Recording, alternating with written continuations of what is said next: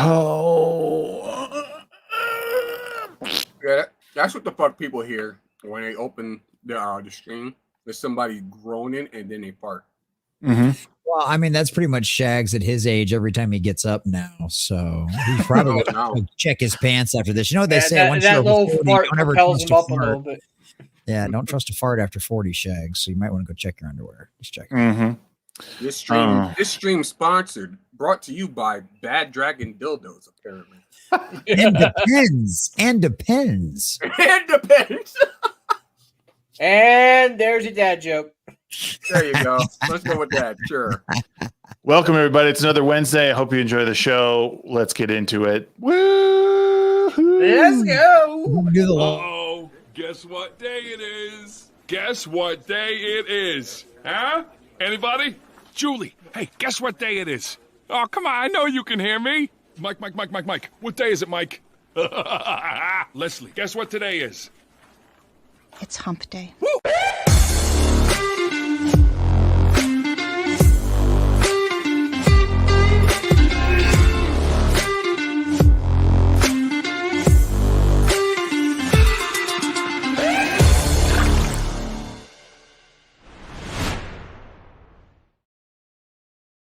Hello, everybody, and welcome back for another episode 113 of the Midweek Hump. We appreciate everyone being here.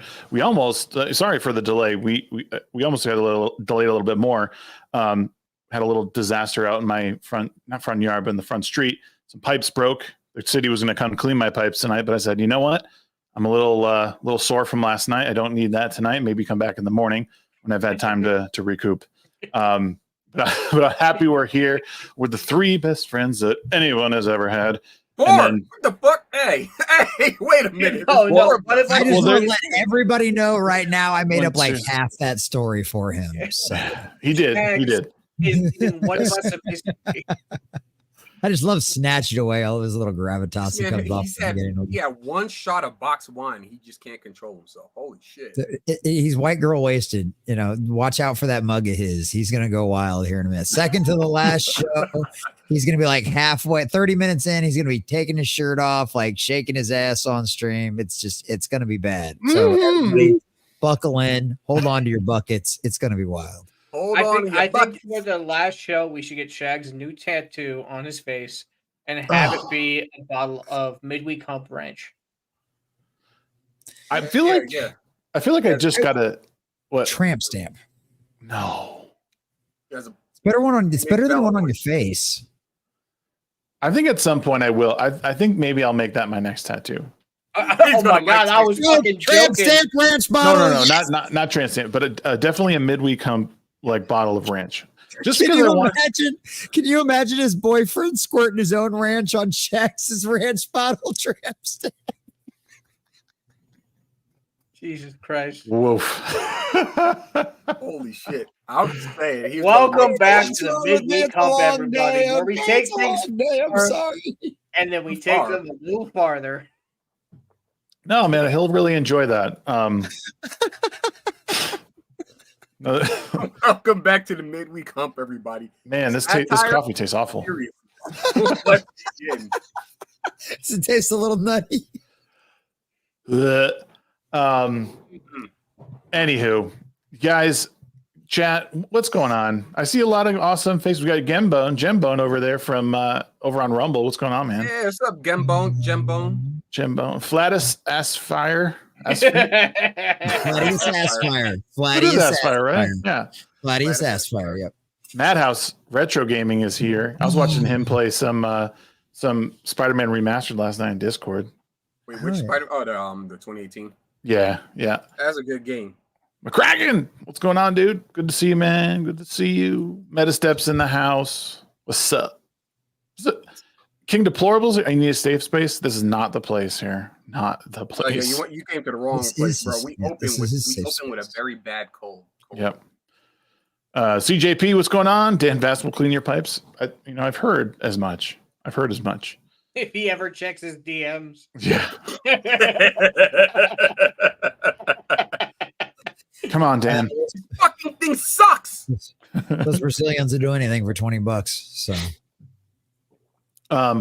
Yeah, guys, we're here. It's our second to last show. I didn't even want to necessarily say it, but Nogreenrocks said it.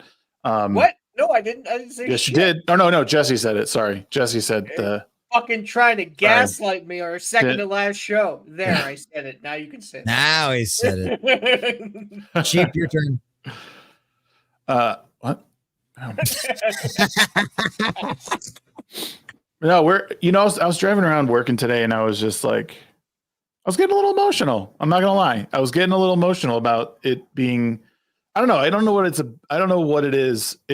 I mean, maybe it's because it's been going on for nearly 3 years, but also just like the end of an era, right? Like there's been so many memories made, so many cool people to join, and then the amount of conversations that we've all had is nuts. So just to think of like where, like, okay, it's coming to an end, but like, I don't even think of because we were talking last week about like carrying on and doing even like watching Millennium and talking about that, like still, we're still gonna be doing stuff. We're all active doing our shows and being a part of content creation. Sheep, you guys were talking about getting your, doing something yourself, and you're, helping Amarada out with all her stuff. Like, I mean, it's not like we're all going to disappear, but it's still different.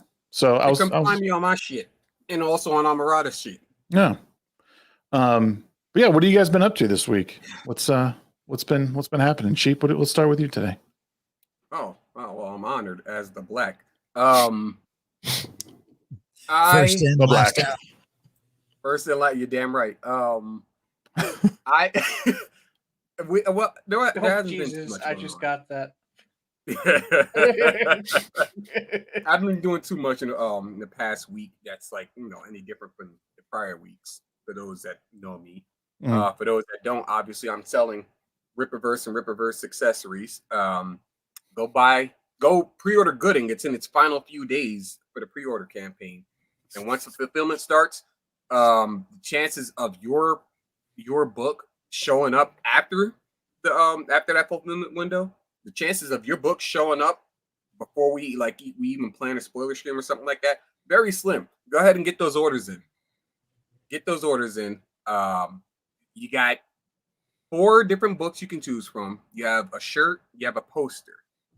So there's not much. Also, there's gonna be some really good happenings going on in these next couple of weeks. I can't disclose too much. However, that aside, I will also be I'm also going to be playing some I don't know if we're going to be playing something else because we're kind of coming to a close with Neverwinter Nights.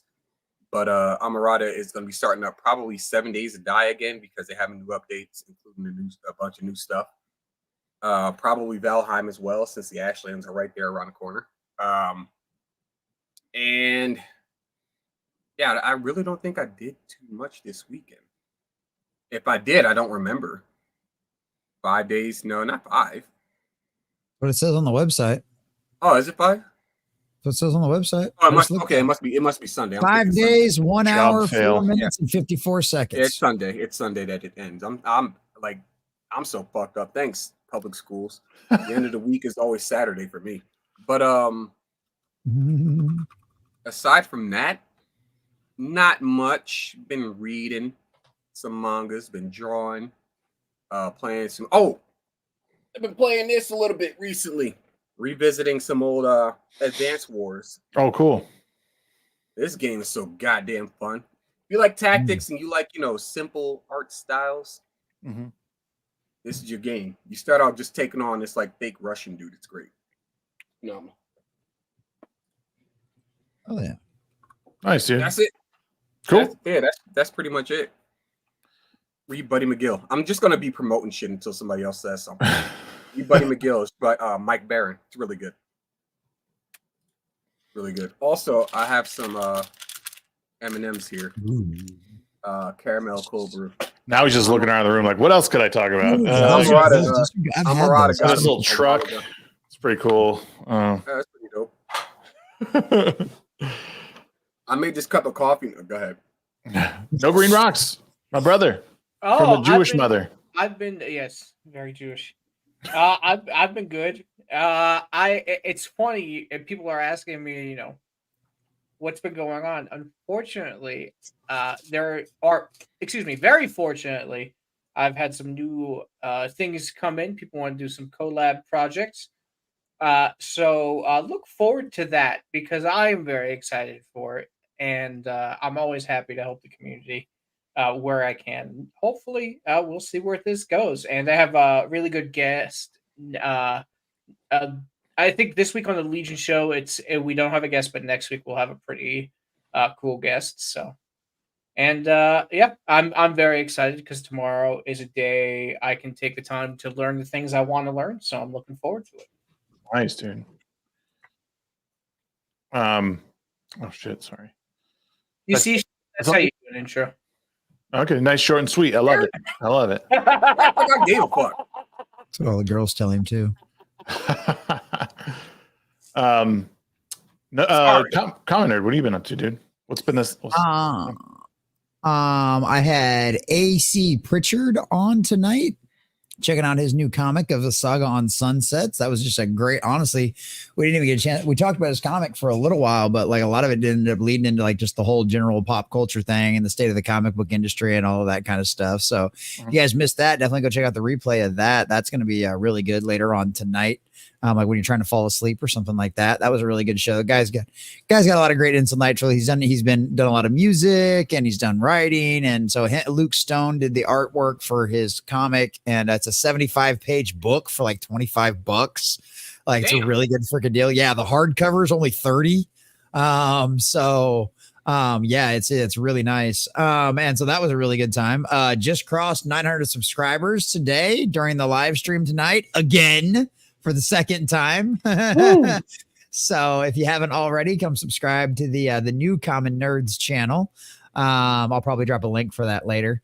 But yeah, that's a good time. Been grinding out content over there. 3, 4. I think I did 5 videos yesterday because of all the craziness going on with like Beast and Hypnotic and all of that kind of stuff. Had to look out for our boy Hypnotic. Had to make a video and talking about all of that.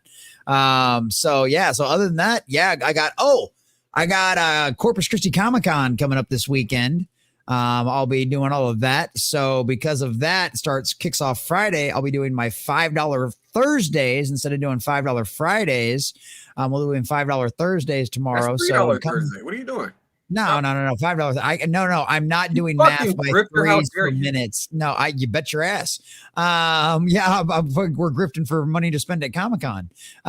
So yeah, I'll be doing $5 Thursdays tomorrow. So normally, what happens is they keep me in the chair for every $5. They keep me in the chair for another 5 minutes. And like last week, we went to like 9:30. Our record's like 3 a.m. Yeah. That'll be a good. Yeah, that'll be a good time. That'll be a good time. So we'll see how tomorrow goes. But yeah, we're gonna do that and have a good time. Come like Lou Ferrigno's there. Timothy Zahn's gonna be there. Chuck Norris is gonna be there. Mick Foley.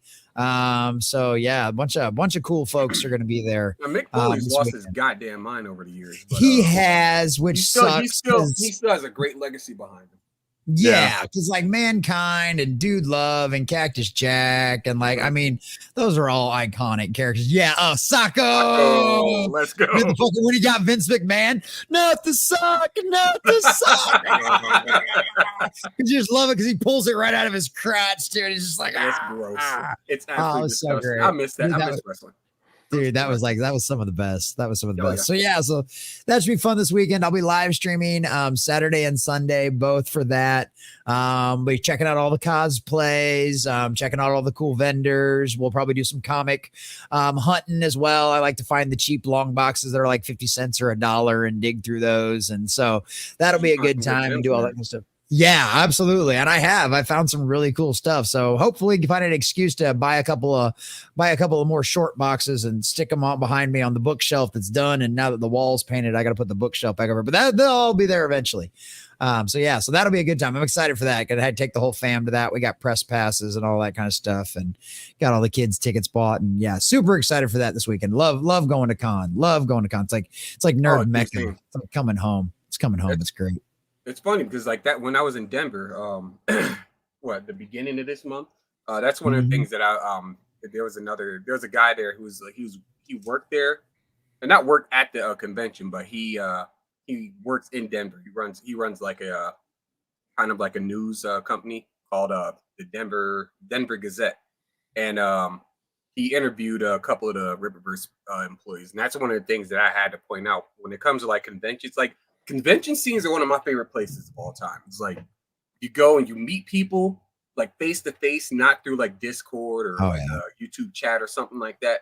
You meet people face to face who like the same shit as you. You get to nerd the fuck out. You get to be yourself. You get to completely unwind and just have fun. It's great. I love those kind of things. So yeah, conventions are phenomenal. If we have more of them happening out here in Montana, yes, you come down to Salt Lake. We got our Fan X down here. Actually, what's his name? Mel Gibson's going to make his like first appearance. I think it's like his first like con appearance, like either in a very long time or ever. But he's going to be down here in Salt Lake. So if you guys probably con appearance because I'm pretty sure he's been to Comic-Con a couple times. Yeah, so many damn movies. I'm coming back from Hawaii that like the day it starts. So I think I'm going to either go that like the next day, Saturday and Sunday, or just Sunday. But because Gina and Jay were out here last year, so I think I'm for sure going to go. And my son had a blast. He dressed up as Mario, and he got pictures. Like there was a Daisy. Nice. Daisy and Peach were walking around a couple times, and then there was a whole crew of guys that were dressed up as like Mario, Luigi. Charles Martinet was at Denver. Oh, really? Yeah, that's sick. Yeah, dude. My wife, we fundraised to get her. She's gonna go as Raven from Teen Titans. Nice. Oh, that's awesome, dude. Yeah, and then depending on how tomorrow goes for $5 Thursdays, then I'm gonna try to go whip. I'm gonna try to whip together a Beast Boy costume because all of the like the suit, all of like the they don't look like them to be fair. Yeah, you cool. That works then. But it's one of those situations like all the costumes on like Amazon were like really cheap and cheesy. So we're like, well, we can do the blue jeans and white T-shirt look pretty easy, and we've got a year-round Halloween store, so I can go find a wig and some green paint there. So yeah. I want a spirit. I want an annual spirit, not like a seasonal. I want an annual. Yeah, year-round Halloween. Yeah, we've got one. It just opened. I think we've actually got 2 of them now. I know at least one of them just opened up like a year ago. And my wife and my sister and the kids went one time while I was at work. But yeah, So that's what we're going to try to whip up and see if I can do that too. So then everybody will get to see that Saturday. Her and I all formally dressed up and all of that kind of stuff. So yeah, that'll be a good time. And we got a bunch of cool little cute costumes for the kids and shit too. So I got a bunch of cute little onesies for the baby too, like all DC onesies and shit. So yeah, pretty fucking cool. I'm excited. Cons are great. If you've never been to a con, go to a con, dude. You will be like, you will feel at home. Like you'll be like, oh my God, these are my people. Where have you been my entire life? Well, this is where they hang out at. The one time a year, all the nerds come out of their holes. It's to go to con.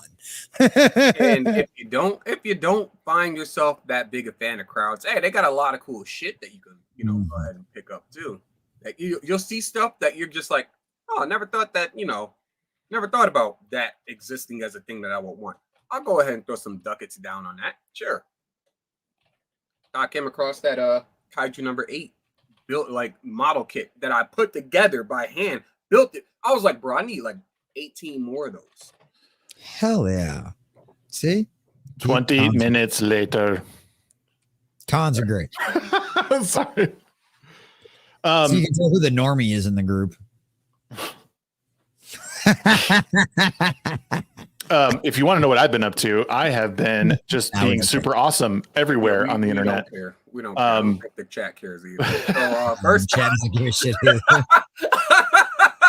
That's why they help us roast you all the time. It's great. Fucking demolished. Shit. Damn it, beat him at the beginning, beat him at the end of intros. We're just gonna keep beating him all for the rest of the stream. So yeah, I took a little time off. I just was like chilling for a bit, but I'm feeling better, getting back up on the horse. I have speaking of Junk 3PO, tomorrow right here on this channel, I'll be talking with Jay about his comic book series. We will be just chilling, talking about his content creation and all the stuff that he does. I'm super excited for that. Plus, August, I have a lot of great people coming on the channel. And yeah, it's exciting. And if you guys didn't know, I will post this for you guys, but I decided I want to support Meta PCs, and we have a affiliate link that you guys can use if you're looking for a new PC. They're running their summer sale. There's some great discounts on these PCs, very approachable price wise on some of these. If you're looking to get in on a laptop or desktop, check these out. Meta PC is right here. You can use my code, which is Shags, but click this link. That definitely tracks what your purchases and all the stats and everything. You can look at what's going on, and then make sure you use Shags on checkout. That would be awesome. We really appreciate it. And it's just great to support a really good dude. Zach from Meta PCs has been on this channel before. He has been like on this show. He's been on my interview show, and all around great dude. Started this business all by himself. Has not accepted money from other investors. So please support this guy. He works hard. He makes great PCs, and he supports so many great people in general. So help me out, help them out. You get a discount by using the code. Plus, it's the summer sale right now. Click the link, build yourself a new PC, or get one of the pre-builts. Either way, you're going to benefit. I can fully attest to that. They are a great PC. I push mine to insane, stupid limits, and it just giggles and laughs at me. So yeah, they're amazing. They're amazing. We got a couple of super chats. We got to start off, just the right way, I guess. One from Frog Tony for $5 says, Sheep, what are your thoughts on ND Andrew DMCing my Twitter 3 times? Go to freeriley.fund. Fuck that shit. There we go. No can say. We're legally obliged. I personally have no interest in engaging with people who have anything against us. And at the same time, you're free to have your own opinions. That's the best I can tell you. So. George Peter Gatsis for 2 Canadian ruples says, get Denalis Immortal Mask, best book ever. Cool. Yeah, get a book. Support indie artists. I'm all for supporting indie artists, man. If it's good, support good things. Yeah, see, look, Horror Amorata says, I love my Meta PC. See, the best endorsement right down there from a Eldritch being. Scariest. If we can get an endorsement from her, we're good. But no, it feels, and was that really an endorsement, or was that more of a blessing? Well, I don't know.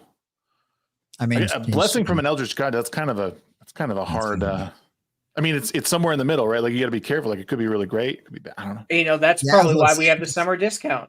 Right. It sounds like it's going to be one of those things. It's going to be like the best of both worlds. You're going to think it's great, and then that bitter piece is going to come, and then you're like, this was such a good idea. But yeah, it does feel good to be back in the saddle again, Darkopter, for sure. In the saddle or on the saddle? Both. I mean, in the saddle would be quite like cramped, wouldn't it? I guess on the saddle, right? But because you're in it. No, because you're in it. Because there's the stirrups, and unless you're riding an English saddle, and even those still have a little bit of a curve to the sides of them, so technically you're in the seat. Yeah, Shags. Yeah. I don't think people wear saddles anymore. I don't know what you do in the comfort of your own home behind closed doors, but I don't think people wear saddles anymore. That's right. Don't forget, Rox leaves those to the donkeys. So only Ava Tyson wears saddles. I think. Jesse, stop reminding me of. I'm getting like flashbacks now. Thank you, Jesse. It's like, of the motherland. Guys, I just gotta warn you: if you're going to use binoculars, just open your ears. Hee-haw! Hee-haw! Oh my god. Y'all got it. That's certainly what I said. What I was going to say doesn't even matter anymore. That totally derailed everything. It don't matter. I blame Jesse. Welcome to the shit show, ladies and gentlemen. You're all welcome. Tip your waitress. That's the waitress. Hey, See, I don't know, man. If I pretended to be a waitress, like waitresses make more money, but I don't think there's any fooling anyone with this, right? So I mean, it's 2024. surprised. If they don't tip extra, you can call them transphobic. There you go. You'd be surprised, honestly, because I used to work as a waiter at a Waffle House. All you have to do is have that's too on the nose, bro. Holy shit. all you have to do is have a good personality and a good sense of humor. You get To be tipped very fair, I well. can't blame she for working at a Waffle House because I ran a bagel shop. Bro, how many?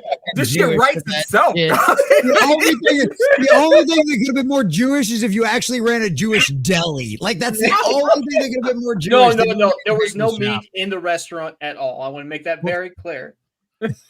Well, I gotta like you guys. You must have had that moment, Sheep, like many times at the Waffle House where like a table of like black guys come in, they're like, yeah, dog, yeah, you get the daps from them, like that's what I'm talking about, like being, does that happen? Like when you're at the Waffle House, they're like, yeah, bro.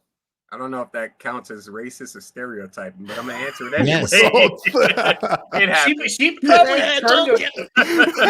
probably turned away after serving them, just mumbling insults under his breath. And the last thing he says is, "Oh my god, I'm turning into a white guy." I've been Waffle Houses are 24 hours. I've been on like every shift, so I've worked like during the daytime. I worked at like they had me clock in at like 2 a.m. Oof. Work until like fucking 11 or some shit like that. If you're at Waffle House at 2 a.m, you better be drunk. Oh, dude, yeah, I've had those people come through. It's some of the funniest shit. A polite drunk. Well, they usually keep their rowdiness within their own booth. I personally haven't been in one of those Waffle Houses where shit has just popped off. And I Sheep has had no opportunity to throw chairs across the room. I don't feel it necessary to throw a chair. That makes sense. Why throw away a perfectly good weapon you can beat someone with? Nah, Sheep just hits the leg, breaks off the legs, and starts shanking people. I sweep the leg. Sweep it. Yep. Oh man. Dude, okay. I don't know if I've told this story. I don't know if have all of you guys worked at a restaurant?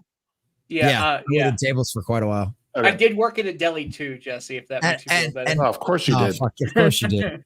But yeah, Sheep's right, dude. You can clean up pretty well even as a dude. I used to do fucking great waiting tables. Oh yeah. Just be polite and not an asshole, and people will tip you well. Have a sense of humor. Yeah, dude, people loved that because when people drunk. walk in, everybody's kind of having like, you never know what day everybody's having, but the second you make them like laugh or crack a smile, it turns the whole thing around. And even if the service isn't great or the food is not fantastic, they tend to be like, yo, I love the server. It wasn't his fault. The food wasn't great. And they always leave a pretty good tip. I mean, they used to at least. Now, good service can save bad food 9 out of 10 times, but it's not even necessarily like, so I tell this to people all the time when I was managing, like the restaurant works as like one unit and it generally is an experience all the way around, depending on where you are. Like, I mean, if you're at Denny's or maybe even Waffle House, like it's a totally different crowd, but like a general, like even like a sit down, corporate casual place like Chili's or Fridays or whatever, like Olive Garden or something like that. Yeah, like something like that. Mm-hmm. Like the host, the busser, food runners, and the servers are all part of the service. If those 4 people are doing really well and the food is like mediocre to bad, you can still save the experience. Like I've had people have like really good experiences with the food and pretty good service, and then the host like fucks it up and like we get bad reviews. Like there'll be a Google review that literally said food was awesome, server was great, didn't even get acknowledged by the host. And they like, when I did say something, they seemed pissed. And I was like, are you fucking kidding me? That's why you got to be careful who you put in front of your restaurant. Yeah. And generally it's 15-year-old girls, honestly, like 15, 16-year-old girls. In any business, you need to be careful of who is representing your company. Yeah. If you need a very good example of that. What a great segue. I did drop a link inside the private chat of the whole drama that was happening over the past couple of weeks. I'm not sure how many of you have heard, but What Jesse a went pull it fucking up. that's Mr. Beast's best friend is no longer Okay. with the company. if that segue were like two connected bones that created a whole leg, it would be a backwards kneecap. That was a very backwards kneecap segue. What the Hey, fuck? man. Hey, you want a professional, hire a professional. Fucking. All right, bet. Get the fuck. No, I'm joking. I can't even kick you out, so that's no. Find you a better Jew is what he's trying to say. Yeah, man. Just look, You ain't look never in the gonna find a comedy better scene. one. They're everywhere. You know that. Jew ain't never gonna find another better one. Is that You what you ain't said? never gonna find one. Jew Interesting never- tweet though. Over the last few days, I've become aware of serious allegations of Ava Tyson's behavior online, and I'm disgusted and opposed to such unacceptable acts. During that time, I have been focused on hiring an independent third party to conduct a thorough investigation to ensure I have all the facts. That said, I've seen enough online and taken immediate action to remove Ava from the company, my channel, and any association with Mr. Beast. I do not condone or support any of the inappropriate actions. I will allow the independent investigators the necessary time to conduct a comprehensive investigation and will take any further actions based on their findings. The question I have is, what actions would he take against? He's not. He's hiring an independent third party to make sure they take all the necessary steps to protect themselves. I honestly, I don't know the behind workings of everything, but from what I'm seeing online is that Ava, previously Chris, has quite a bit of blackmail on everybody in the company. So I think right now they're just doing a risk assessment. Wait, they have what? All right, say that again. They have a lot of blackmail of everybody in the crew. Wow, And, really? Apparently, the relationship hasn't been going fantastically. But prize to fucking prize. But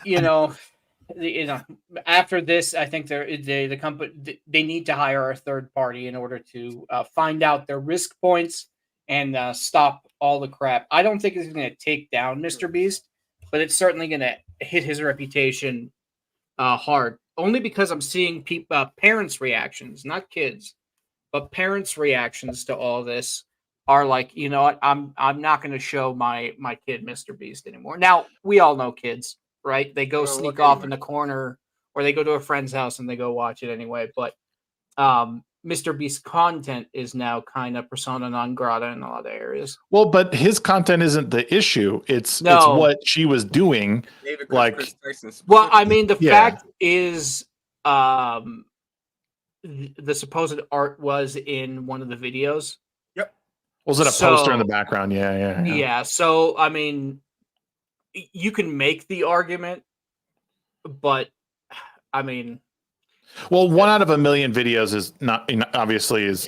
But Jimmy probably knew what was going on. There's, when you're that close to somebody, I mean, well, yeah, they're in like so. That's what I guess that's what when I think is he's hiring a neutral third party, but like that's okay, great. But honestly, what needs to be what people are looking at is, dude, we're trying to figure out how much maybe you're involved with it. Like, did you know that he was meeting with these people? I think that's why they're hiring a third party. I think Beast is trying to mitigate any damage that could occur.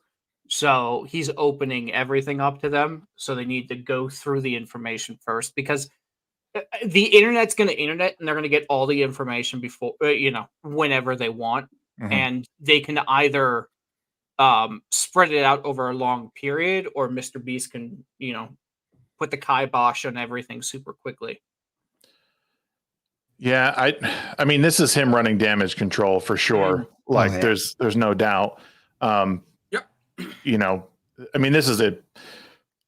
I hope he had actually no idea, because I think what he does, like with his videos, is a good thing. He helps out a lot of people. Yeah. And that's the heartbreaking thing, is like he does a lot of good work. Like, say what you want about, Chris or Ava or whatever. Beast, you came to a country. He helps gave lot. us a bunch of. Oh, God damn it! I'm not muted. I mean, the philanthropy channel alone feeds thousands of people. So he must be wearing his headphones. I hope that his content isn't affected, just so he can continue helping people. But at the end of the day, he should have cut the liability as soon as it became a liability. Yeah.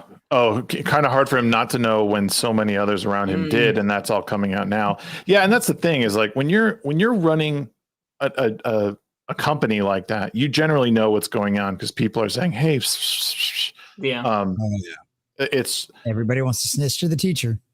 But the thing is, this comes down to I talked about this a couple of weeks ago. I feel like it's so, or I talked about it somewhere that nobody wants to really confront these things because it hurts their brand.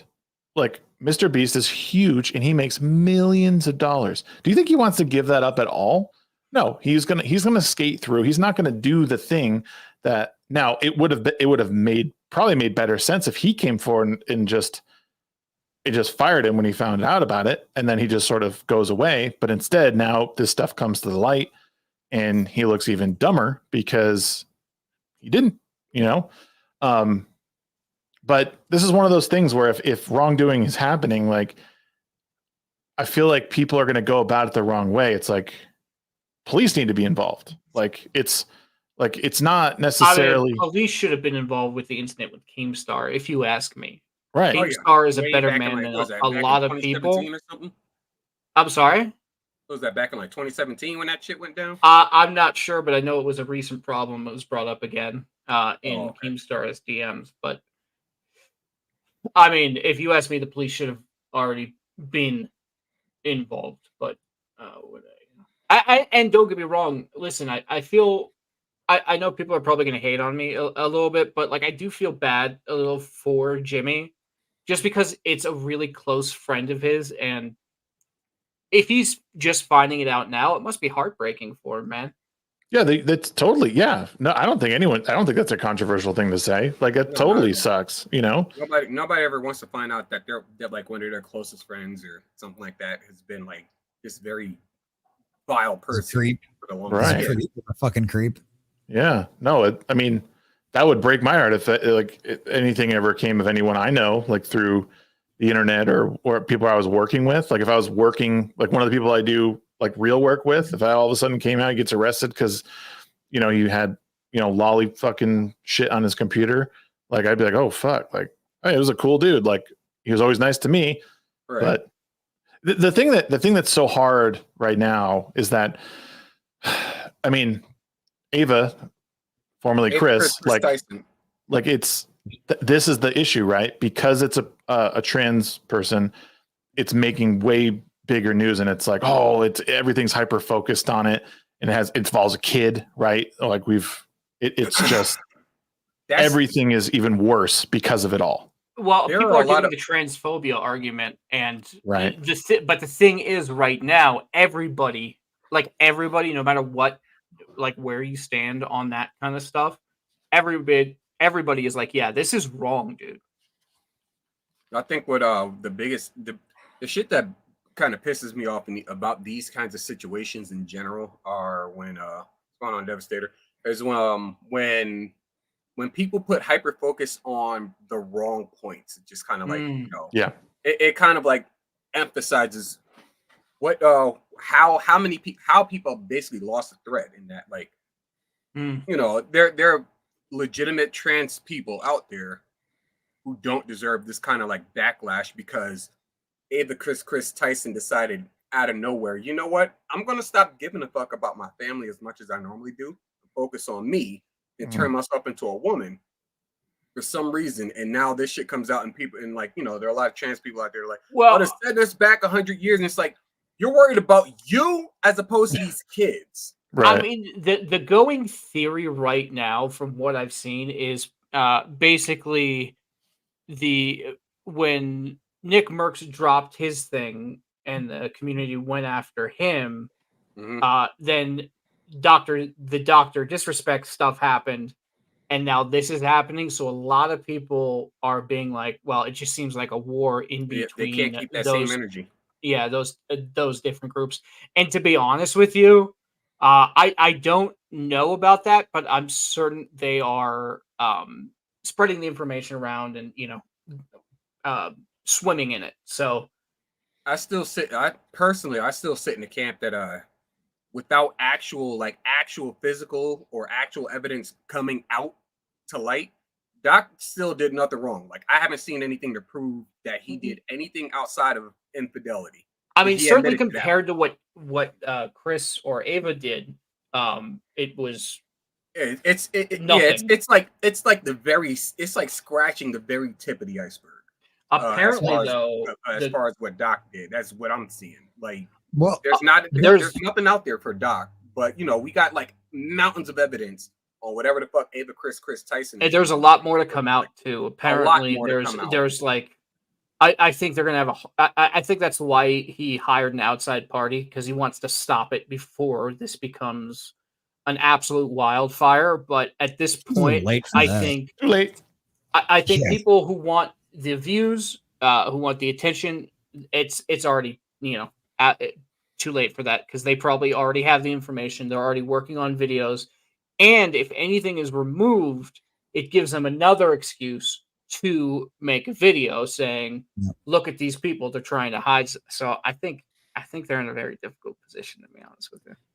Well, and going back to something that was, I don't think Shags might have mentioned it or something like that, like talking about how people are like, "Oh, you set us back 100 years," or maybe it was Sheep that said that. They set us back, it set us back 100 years. Oh, and it's not funny. It's weird, creepy, and really evil. But there's always been kind of this rumor around for a long time that like this is something that's always been a very unspoken but known thing among like the LGBT community, like the T community and all that kind of stuff, is that's why like a lot of this stuff is hidden. A lot of this stuff is covered up when it's found out about, because YouTube was covering this whole thing up. Yeah, no, I know.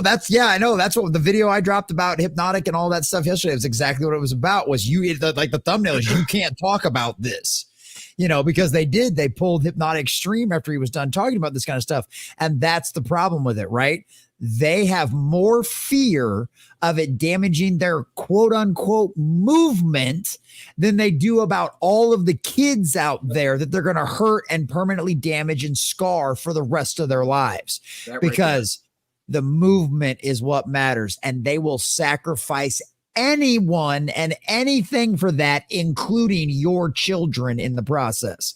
And that's exactly what this is. That's why YouTube was trying to cover this up and stop everybody from talking about it, because guess what? Mr. Beast is a huge moneymaker from YouTube. And yeah, this is going to permanently damage his brand. I mean, think about it too. He also has contracts now with Amazon. So they're going to have to figure that out. I don't know if those contracts still will be valid.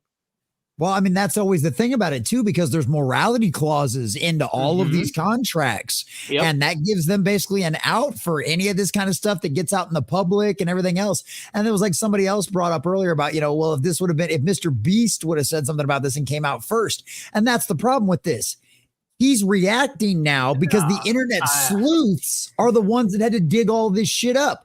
Him and nobody else in his circle would have ever said a damn thing about anything that they knew that was going on if it wasn't for people, independent journalists out there on the internet, on YouTube, on X, on Rumble out there, freaking digging into this stuff and looking into it and finding it out and exposing it. And that's what they're afraid of the most, is having the light shined out on them and having them exposed for the kind of evil monsters they are, which is exactly why YouTube tried to stop people from talking about it. Too late now. You're done the whole thing. Your cash cow's done blown up on you now. I'm going to push back a tiny bit on that, just because I think a lot of no words, are used from YouTube. And, when people talk about the subject, they don't self-censor, and YouTube doesn't like that. You're on mute, Jess. Oh. What? It's okay. I meant to stop my camera. You're good. Go ahead. But somebody died. Well, I lost my train of thought. Oh, go ahead, Shax. Lots of naughty words on YouTube. I was just gonna say, like, so I don't think people's shit's getting taken down only for the coverage, but also because people aren't self-censoring. So certain words you can use, like lollipop. Yeah, but I don't know if you can say that with Hypnotic though, because Hypnotic has covered this stuff when it had to do with Destiny, when it's had to do with other people out there, and the guy's been playing the game for a while. Like, he's going to know the stuff that you can and can't say. And so it's like, I don't know. We know why they do this stuff. The He's targeted, and the rules are so ambiguous that they can Ambiguous? What the fuck was that? He's had a stroke. Ambiguous? Yes, exactly. It's It tired. gives dude. I've him been on so stream for much 15 hours. stress that he stutters now when he says the That's word. right. Guys. But you know what I mean, though. It's like the tax law, right? Like you can destroy a man with the tax law without ever leaving a mark, because the rules and everything else are so left up to interpretation. And so they can go, oh yeah, you violated the rules. Cool. What section? Oh, this general policy about X, Y, and Z. Okay, so what exactly did I do to violate X, Y, and Z? Oh, just review our policy and review your own content, and you'll figure it out. Basically. I find it funny that everyone, like there's always this crowd, right? That's like, silence is violence. If you don't speak up, you're complicit in the crime too. And it's like, these are the same people who are like, I feel like didn't say a damn word. Well, I think it was wise of Jimmy to hold off on making a statement immediately. No, I'm saying like all along, absolutely. But yeah, continue. Sorry. No, I mean, if something like this big, like this is a nuclear proportion kind of mess up within the Mr. Beast crew. So I think the fact that he took his time to talk to people, experts, things like that, I'm sure he was calling people left and right to be like, I know, a lot of YouTubers, when they grow and everything, they make connections with other YouTubers and they talk to them in confidentiality about their channel, about life, about everything. So I guarantee you Mr. Beast was on the phone with like a ton of people, also lawyers, just that in statement case. was very well crafted. That statement was very well crafted. I don't think he should have waited so long, but it was good that he waited. You understand what I'm saying? There's a happy medium. I mean, I think what it is because of how much how much he's known, how well he's known to the internet as a whole, not just YouTube and Twitter. He took as much time as necessary to put out a statement that perfectly encapsulates his stance in this whole thing. Like, he didn't make it personal. He didn't make it about himself, obviously. He made it about the company, what's best for the company. It's like, okay, cool. You took your time. A lot of people are saying, oh, why now? Why now? Kind of thing. It's like, he responded. He responded in a time that makes sense, because he had to go through so many different legal hoops, more than likely. Talking with lawyers, talking with people who are in the know. This is an NDA, that's an NDA, so on and so forth. You can't just be spilling all the beans. We don't have all of the information, so it'd be stupid of me to just be like, you know what, cutting ties. That's the thing about the whole social media aspect of it, is that everybody's gonna want answers right then and there. As soon as the shit hits the fan, they want to know everything. Yeah, that's not how if we're gonna follow the law as it exists, which I personally don't fucking care about. Just keep that in mind. If we're going to follow the law as it exists, there's going to be a process to it. You're going to have to, it's going to be it could be a slow trickle. It could be a waterfall, but you'll get your bits and pieces as they happen. I personally think he did the smart thing in waiting. Yeah. That's, and you said it, you started to say it and then you kind of elaborated, but I'll even elaborate, social media has done this thing that has required answers of everyone right away when this stuff happens. And quite honestly, yes. Hi, Grant. How are you, sir? Hey, Grant. Hey, I'm good. How are you? Good. What are we talking about? Talking about Mr. Beast. David Chris Tyson. Yeah, Mr. Beast, I think, took the time he needed, and he does. There's really no obligation to say anything. Everyone wants him to say something, and they're like, oh, well, the longer he takes. It's like, yeah, well, without the internet, you guys wouldn't have known shit. So he would have taken his time and talked to lawyers the way he's supposed to, and he did everything he did. And Jen T. Maxey, how you doing, Jen? Even said, he operates on an international level. It's not that's huge. He's and that's what I'm saying. I said a bit earlier is that I hope this doesn't damage the charitable reputation that he has. Because, fine, he goes to other countries and he does things for outside the country. but he also helps a lot of people in the United States as well. So, I even there are times where creators are hit pretty hard and then they become not super creative and they need that boost of inspiration another time. So I hope if Mr. Beast is feeling down or anything like that, I hope he just does more charity stuff because, I think it would make him feel a bit better about it. And that is if he didn't know about this. If he knew about this, then if he knew about any of this, then he has different answers he needs to, Right. If he's not involved in, if he wasn't covering anything up, then yes, his reputation should be hurt. He does a lot of good work. But if it comes out that he does, well, then he's going to reap what he sows. So unfortunately, it's kind of sad, right? He is the biggest YouTuber on the planet. Mm-hmm. And history, yeah. And in history, so he's always going to have that, but this is always going to taint his reputation. Even if things blow over, people will be like, oh, remember Mr. Beast? And people will be like, oh yeah, I remember that whole controversy. And it's kind of just like, oh, man. I think it'll be all right. I mean, look I at think it's going to be PewDiePie. the opposite. I think it's going to be the complete opposite because it wasn't his actions; it was someone else's, and he got rid of them. No, that's good. I mean, So he did what he's supposed to. And as for the charity thing, he does have his Beast philanthropy channel that he does have a whole bunch of stuff on. So I mean, that's his whole independent thing. That's not going to change, right? Yeah, I hope not. Yeah, I mean, and that's the thing is I hope he keeps doing things for people and being charitable and all that stuff.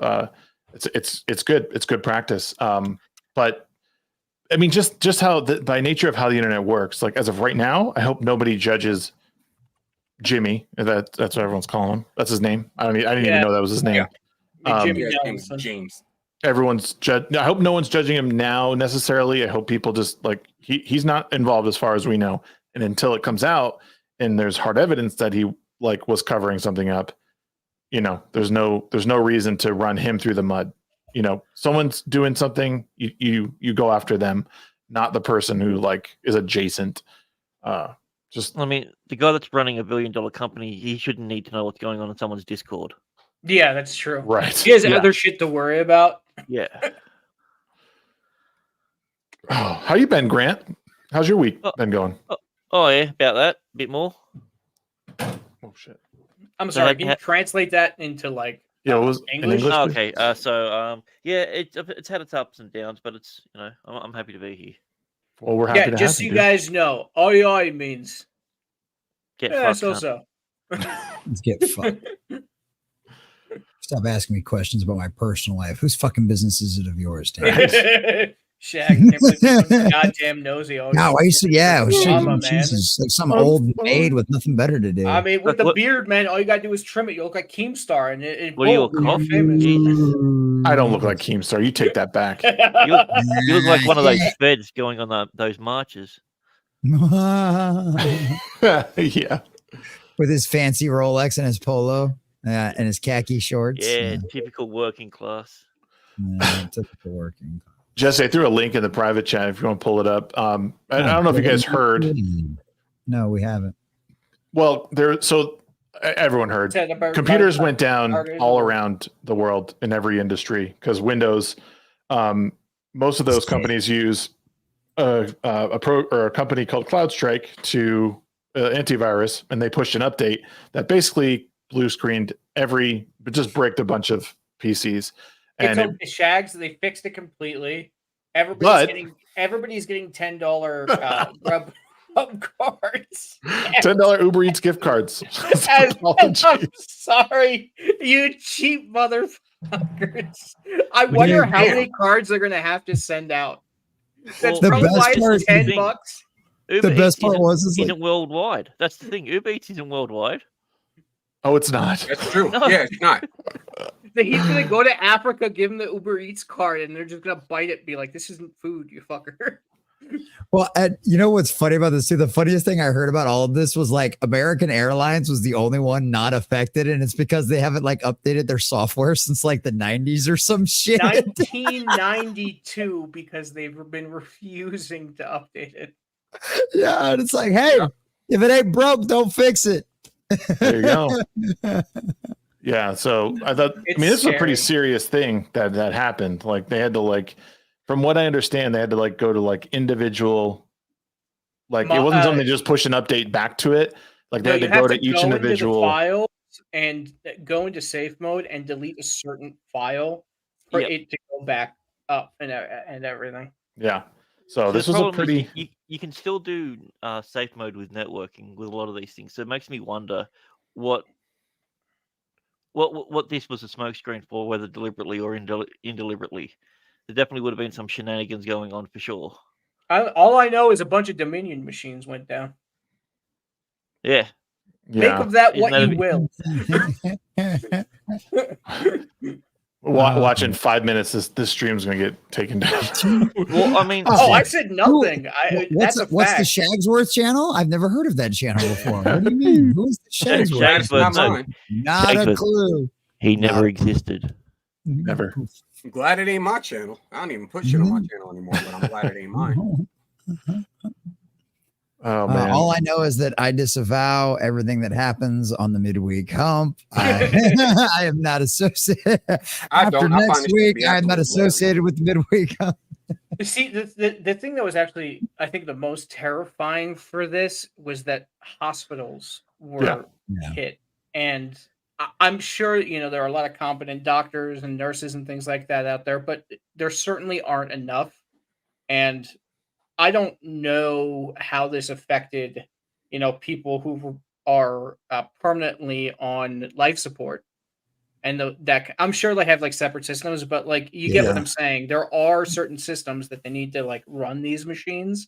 So how many people died or weren't able to be taken care of properly? And I was also hearing a lot of people were trying to pull money out of banks. Yep. So we found it happening, and then we saw that our first major bank in Australia was affected. We went straight down there and took out a bunch of cash.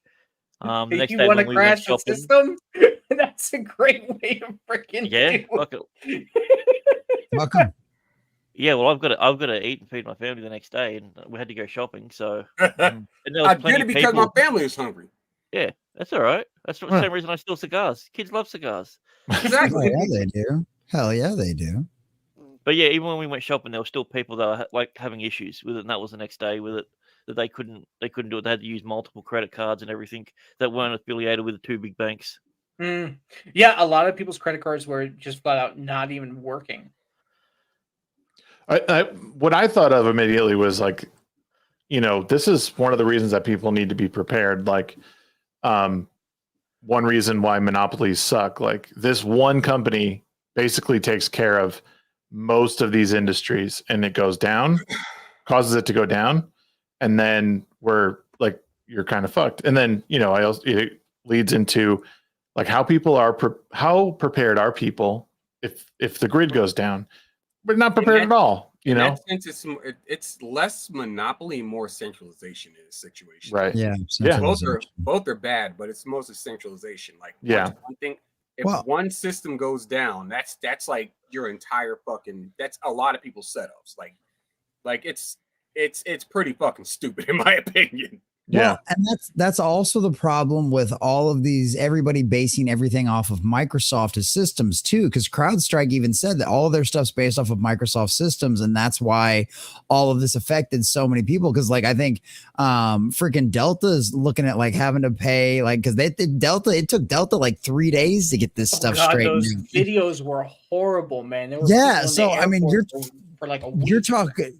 Yeah, because you're talking. They're talking about the same having to shell out all of this money for all of these people like they did the last time, and actually have to refund them actual cash and not do credits and bullshit like that because they tried to talk about this is going to cost the industry, and an industry especially Delta where they're already having a lot of issues. This is the last thing anybody needed. But Sheep's right. It's the problem is it's too centralized. Everybody's depending on the same systems over and over again. And this is what happens because that's the problem. You write a virus for one of these systems and guess what? It affects everybody because you're all operating off the exact same damn code. Decentralization isn't just good for entertainment and your government. It's also good for your computer software. Nobody learned a damn thing from Skynet, apparently. Fuck no. Fuck no. How many times we got to teach you this lesson, old man? Oh, yes. But I want to say, people be prepared, but I mean, the fact is, right now everybody's struggling. So I think a lot of people are prepared. They're just as prepared as they can be at the moment. Most people are not even living month to month. It's month and then short the second month, and then So a month to week, basically. Yeah, I get it. Yeah, it sucks. It's the company's in a lot of strife because they lost 33% of their stock value, and they are currently being sued by a lot of their share and stakeholders over it, because this goes outside the realm of normal stock company fluctuations. Because they came out and said this wasn't a attack, this was a mistake, so they admitted fault straight off the bat. Yeah, and so now with how the American law system works, you've just admitted fault, therefore you can be sued. See, they should have consulted their lawyers first, but they didn't. Yeah. Wow, Mr. Beast was smarter than CrowdStrike. I mean, it doesn't take much, to be honest. Yeah. Oh, that's fair. That's fair. Pretty funny though that they offered up $10 Uber Eats cards. Like I don't even think you can get a meal for $10 anywhere. Is that per terminal that went down, or per company, or per household? My guess, I don't know. I couldn't figure it out if it was like per. My guess it was like per person that was like working the. By it, yeah. So we have a place, Woolworths here, our grocery store, and the biggest one that was hit has 48 self checkouts, which I don't know why you need that many. It's ridiculous to have that many in the first place. Yeah, absolutely. Does that mean that store gets 48 coupons or one gift cards? Yeah, it gets $480. Sorry, guys. And tell me that is not like the most pathetic, like try to cover your like start of an apology tour. I don't know what it is, but like, hey guys, sorry we crashed your system and lost your company billions of dollars. Here's a $10 gift card that'll barely cover the delivery fee on Uber Eats. Thanks. Like, what? Like, who thought that was a good idea? Yeah, I guarantee you it was the head of the company is like, oh, $10? Yeah, $10. They can do a lot with $10. Yeah. What's your salary again, CEO? It's like, I don't know, 28 million or something. Right. Okay, 10 sounds good. Yeah. They just give you $10, says please understand. The equivalent of your boss bringing you pizza after you get paid nothing and you work your bringing ass you a off. slice of pizza, not like a proper slice. Yeah, not a whole pie. Exactly. Yeah. Slice it. Oh, wait, they're already biting it. Yeah. Somebody picked the It gives you pepperonis off your slice. Gives you like a cup of soda. It's got like half melted ice in it. It's just like, hey guys, party on me. Or get the what the fuck? Out of here, man. There's a reason why so many green officers got friendly fired. Yeah. Because of management bullshit, like just like that. Bring back the good old, make dueling great again. You're just sitting there, it's like, bro, what the hell am I gonna do? $10 can't feed my family, yes, but it can feed you. It's like, that's a dick move. You can't even get a bag of rice, like a 20-pound bag of rice. Yeah. Well, Uber Eats don't sell bags of rice. Yeah, but they pick up from the store now. So. Yeah, they pick up from the store, but it's a fucking $6 delivery charge on top of your shit. So yeah, exactly. Wait, so Uber Eats doesn't your grocery stores do their own deliveries? No, there's some do, but Instacart. Most of them, yeah. Instacart come get it. Favors big in Texas. They have those. They have spots like actually at the front of some places where it's like, you can do. Have you seen the bag with the scarf? Horror is working on in it. Working on in it. Yep. No. Sounds like you have some work to do. I don't have something. It's right there. Oh. The next message in the chat is be like, can you bring it down to me? Yeah, right. Fact, let me go ahead and take initiative, even though she hears me. There you go, smart man. He's gonna come up from behind the camera and specifically not do that and yell at you through it. That's not helpful.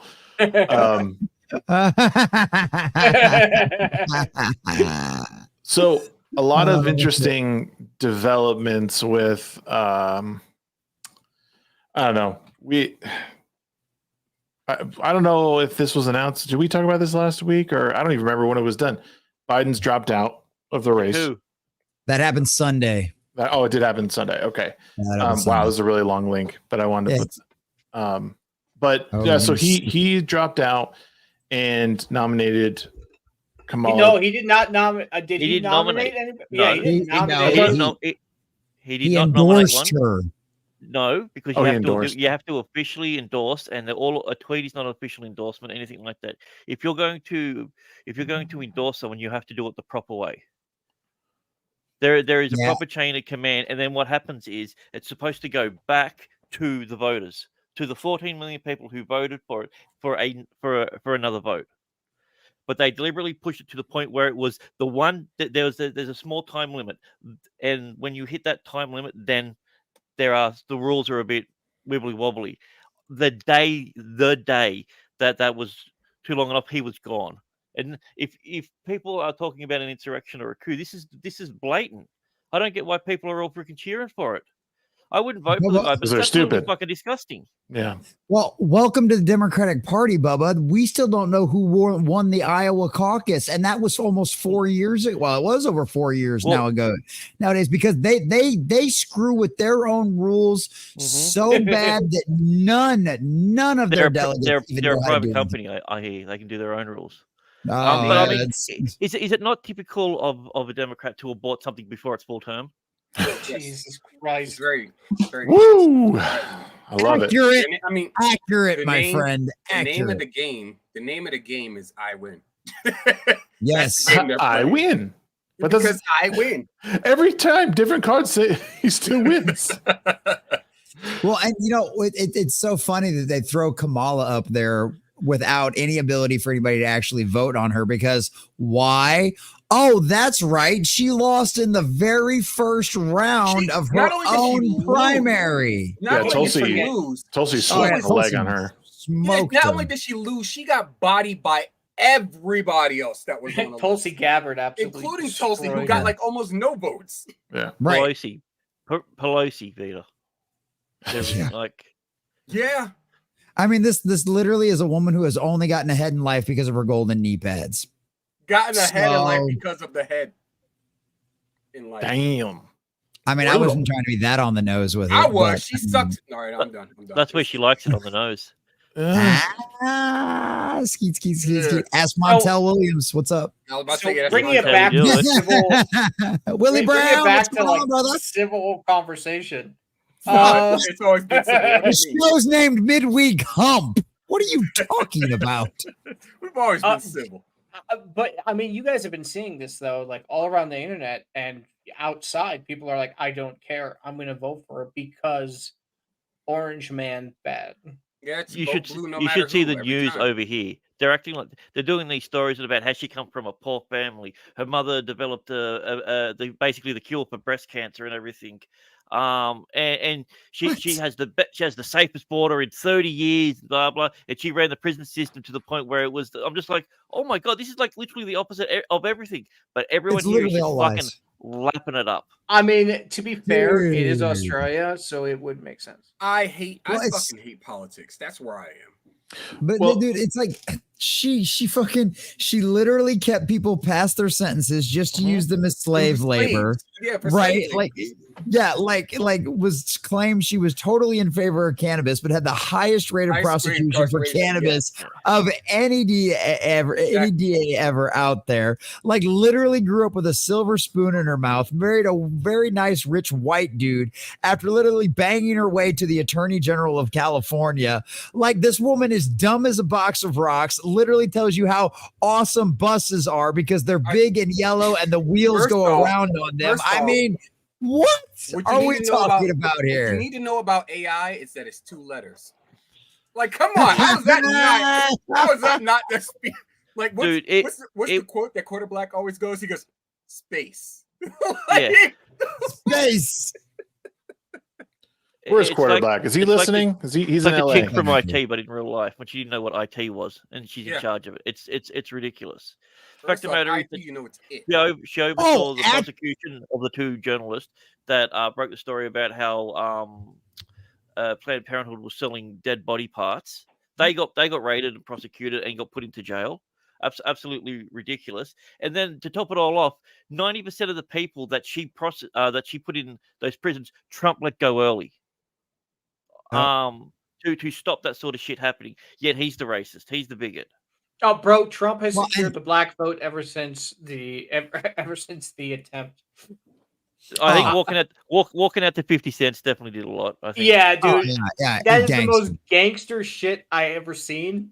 So I can only assume that a lot of people are saying the same thing. People are probably comparing him to like Tupac and all that shit. Well, Funny the, as shit. the shit that kind of throws me for a loop with a lot of this, and it's something that I think Razorfist and a couple other people have pointed out is like, you know, once they've thrown everything at him, as far as like once they've thrown everything at him, and like, you know, Biden's decline has become exceptionally obvious. Their last ditch effort is to you know, you try to get the kill shot essentially. Yeah, Like, Posobiec you know, and Tucker were talking about that yesterday. Like, it's a bit like their biggest mistake was missing because everything else is like you know, it's like it's very similar to 63 where, but you know, that succeeded, but there's no social media, there's no way to like share this information and get it out quick the way they did, and it's really too bad, or it's scary. It's not too bad. It's scary that that's where we were at. You know, we're lucky that there were so many people there, and so many people took out their phones to record everything, and you know, it made the transparency so much better. Because there was no way to hide anything. Yeah, this is true. It's just bizarre to me that people like. So let's say there is a deep state that's behind all this, right? Like we'll just entertain that for a moment. It blows my mind that they think that they would be able to get through this without people questioning, or like without some recording device happening, or whatever. Oh no, they certainly have. They wanted it filmed because I knew it would be circulated. I mean, they certainly have probably all their communications and all that. But wait, why would they want it circulated? Because it goes one of two ways. Well, rather, it goes one of two ways, and it didn't go the way that they wanted it to. It backfired. Is basically what happened. Well, like, that's the fun part about it. As it is, like I think the kid that was basically like, you know, set up to go ahead and the patsy. Yeah, the patsy. Yeah. As far as it was, he was his life was pretty much forfeit as it was. So they were just trying to like, you know, we're gonna take somebody else with it. Apparently, he said, "I didn't shoot" before he got killed. I don't know. Okay. I gotta see or hear something. This is what I mean. Like, it didn't even succeed, and we're all like, this whole thing is like the JFK shit. Now imagine if he had succeeded. Like, you'd still be saying we're not going to know what actually happened ever, never. There's been 3 presidents that have challenged the deep state or even mentioned it early in their first term. You've got Reagan, you got Trump, and you got JFK. They've all been shot. Yeah. Well, and Kennedy was trying to pull us out of Nam. It's a coincidence. Yeah. Don't That's what forget, you get for being anti-war. You know, King Deplorable makes a very good point. You don't initiate a plan without expecting you could fail. You always have a plan B. But let me ask you a question. From what you know of all these people, do you guys think one of their biggest downfalls is arrogance? Probably. Always is. I think that's why there wasn't a plan B. No, dude, there is their plan B. This is what they're doing right now with Biden. That was their plan B. Mm-hmm. Get rid of him. Try to shove Kamala in there. Yeah.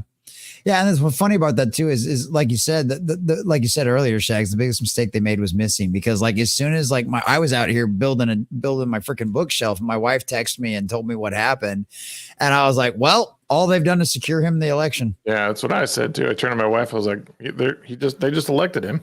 He's gonna be president.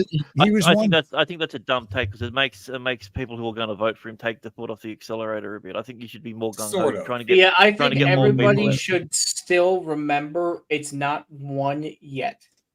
As No, much no. as I don't know. much as we know or we have that feeling that it's going to happen, I think people need to remember to not get cocky. Remember Well- 4 years ago when it was a lock? Right. No. Well, no, but I just think like if there was ever like a time that people, I don't know, like as much as I've lost faith in a lot of people, like this is a moment where I think some people, especially in the center, who or like center left, are like, okay, this has gone too far. So now, like I feel obligated to and maybe start listening because this could have gone completely different, and that's not what I'm looking for. I'm not looking for bloodshed. As much as I may have said something in the past, like we need to be more rational about this. Like this is a moment where people start shifting back because again, things have gone way too far. And I do have some faith left in people that like these events just sort of like they start clicking and you're like, okay, if I'm not going to go to the right or if I'm not going to go to the left, like I'm going to start thinking about what's happening. I'm not just going to keep following what people are doing because this is serious, like really serious. I mean, it's all things for the glory of God, right? Like it's like tragedy wakes people up. And it sucks that sometimes it takes a tragedy slapping people right in the face and something this crazy and this insane to happen before people go, oh, wow, maybe those people I've been listening to for so long really are completely insane. And maybe they actually are part of the problem. And unfortunately, I think it's this a is small what comes minority that will happen to. I don't think it's going to happen to the majority. Yeah, that's what I think the poison has been spread so deeply and so thickly laid on that there's not going to be an easy way to reach those people.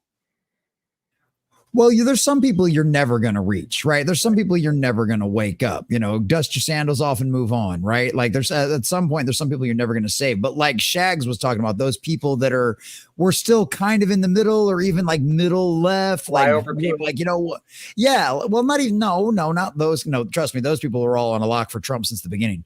But like those people that are like in the big cities and stuff like that. And they're like, yeah, Trump's an asshole. He's I don't want to deal with that bullshit. I don't want to have to deal with that. Well, now something like this happens and you're going to go, well, fuck, if these are the guys that are in charge and stuff like this is going down, that's not a world I want to live in, no matter how much of an asshole Trump might be. Yeah. Well, I think we can all agree that Trump is an asshole. Right. But that's the thing is the majority, you've got like that 5-10% in the middle that are actually the swing voters. Those are the people you have to convince. The other two sides, the other 80%, the 40% on each side, they're always going to vote one direction no matter what. It's those 10% in the middle that you have to shift. And something like this severely shifts those 10% in the middle. I mean, I'd rather have an asshole like him in office because it puts the rest of the world in an area of, hey, we might not want to fuck with these people. It's there's also the benefit of like, while Biden was in the runnings, that like people have had 4 years. Heroes of the modern day. Oh, hey, real quick, Sheep, before you go, let's let Nogreenrocks get out of here because he's gonna turn into a pumpkin and Yep, I will. No, yeah, I gotta Nogreenrocks. be up in a little bit. But hail to everybody. You guys are all awesome, and I will be taking the day off next Thursday so I can spend as much time with you guys as possible Wednesday night. So I'm excited for that. Go check out the Legion of Memers. Go follow, like, subscribe, and if you watch the videos, you enjoy something, drop something in the comments below. A lot of our fans are here, which is fantastic. I love all of you guys. Metastep, King Deplorable. You guys absolutely rock. But on that note, I'm going to go to bed, and I will see you guys next week. Later, bro. Have a good night. Sorry, Sheep. I didn't mean to interrupt you, but I didn't want him to. Yes, you did. No, I didn't. He's always trying to put the black man down. I'm saying, but no, I was saying, we're in that one of those rare points in, like, I guess you could say presidential history, where the two flagship acts of each side, silly ass dog, the two flagship acts of each camp, we've had 4 years of each, and people are like, with Trump, I had more money in my pocket, and with Biden, we have more wars. So I'm less money in her I'm leaning pocket. more towards I'm leaning more towards the Dorito, the Cheeto here, because like it is what it is. Yeah, because you can't afford a bag of Cheetos now. Exactly. You get one Cheeto as opposed to like touching some old dude's leg hairs while he eats ice cream. Well, I'll tell you right now, I think that was the secret to Obama. Was he kept the economy going just enough to keep people comfortable. Nobody was flourishing, but nobody was really suffering either. And I think that's what it came down to. Whereas President Jill Biden could not pull off that same tactic. And now she's going to lose her cushy house over there at Pennsylvania Avenue. Dude, did you see? A lot of people are not privy to what Obama's actually been has been like involved in his He still has an office there. That's a bit weird, isn't it? Yeah. It's not weird at all. The only president to, instead of moving back home to their home state, actually bought a house in Washington, D.C. and stayed there. Yeah, weird.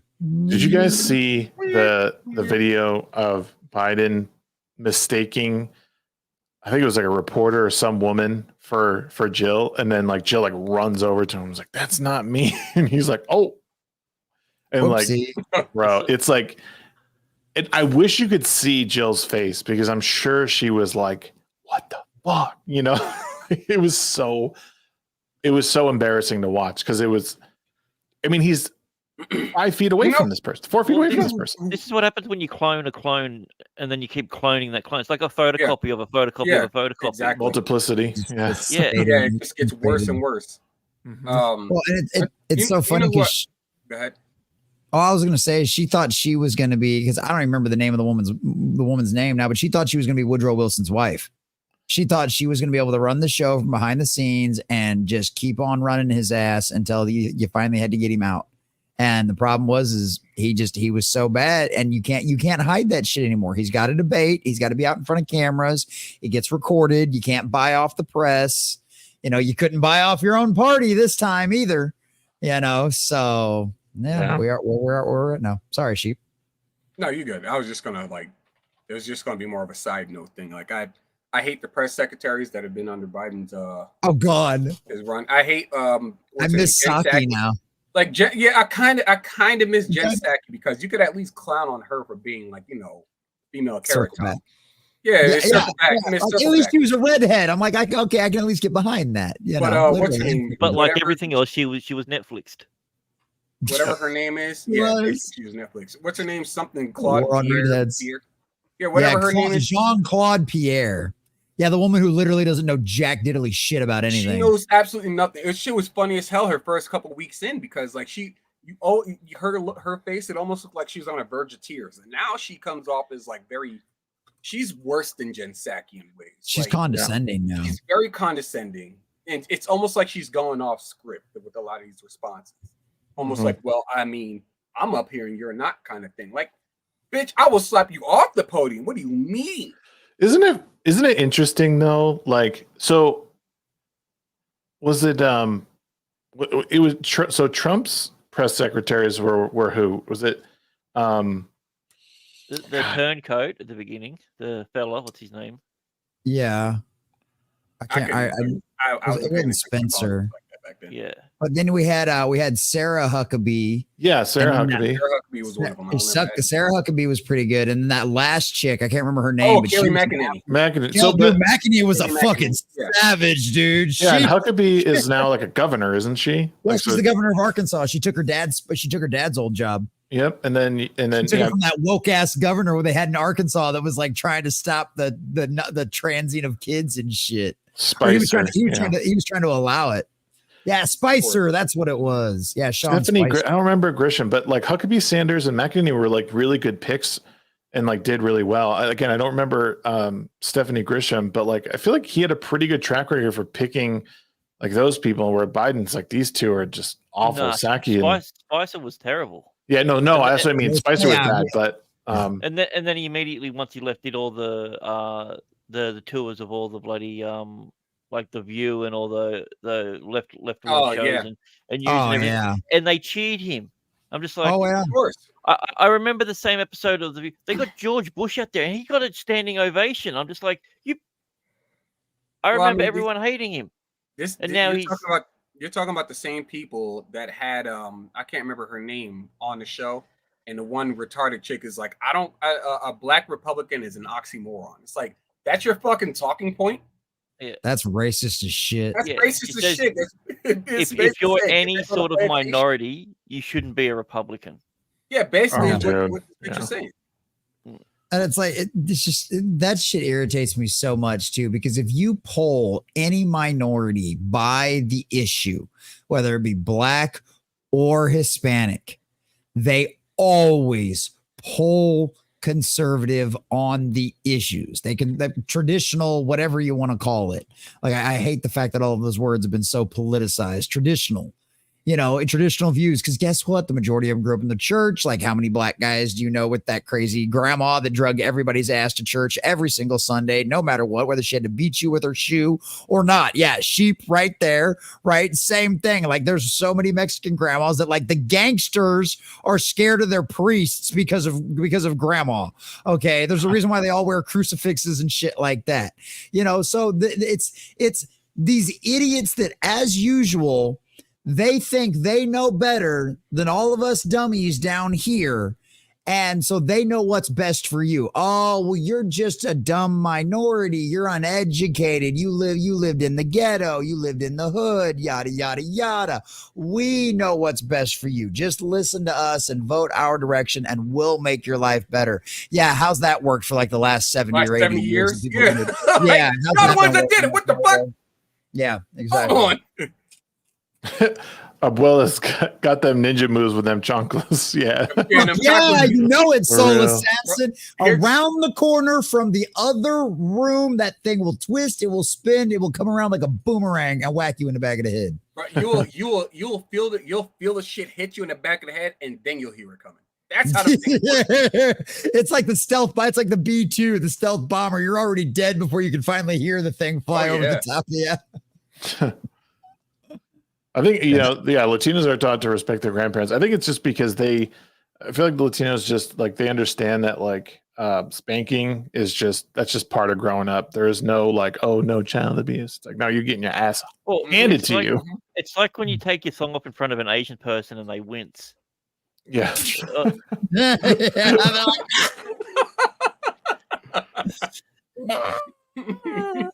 One of the reasons sheep can stream is I set it up for him. That's what I heard. That's exactly what it is. Horror is the only reason sheep even has a driver's license, knows how to use the internet, or can find a voting booth. The sad fact of the matter is, none of this shit's fucking true. I've been doing this shit since before I knew her. But the meme goes on. I love how he actually defends himself. He's like, no, I She's swear. memes. Yes, she's By the correct. way, none of that's true. For the fucking record. Kind of back to the Biden thing. I was gonna share this this post. So like, you know, with him sort of stepping away from re-election, it was more of like it seemed like what seemed to be happening was like, hey, I'm just sort of giving up my powers now. And this was right before like he kind of disappeared for a couple of days and everyone was like, oh my God, he's dead. And which I thought was ridiculous. They had the flag at the Capitol at half mast. They only do that when someone in the president Actually or vice dies. president dies. Yeah, but still, like, I mean, that was some real tinfoil hat shit. Like people Dude, were, and then the AI voice that they had at the convention. Oh yes, Kamala, it's me. It's good to hear you. yeah. I'm like, that was so AI, it was ridiculous. Was this the love- memorandum you wanted to pull up?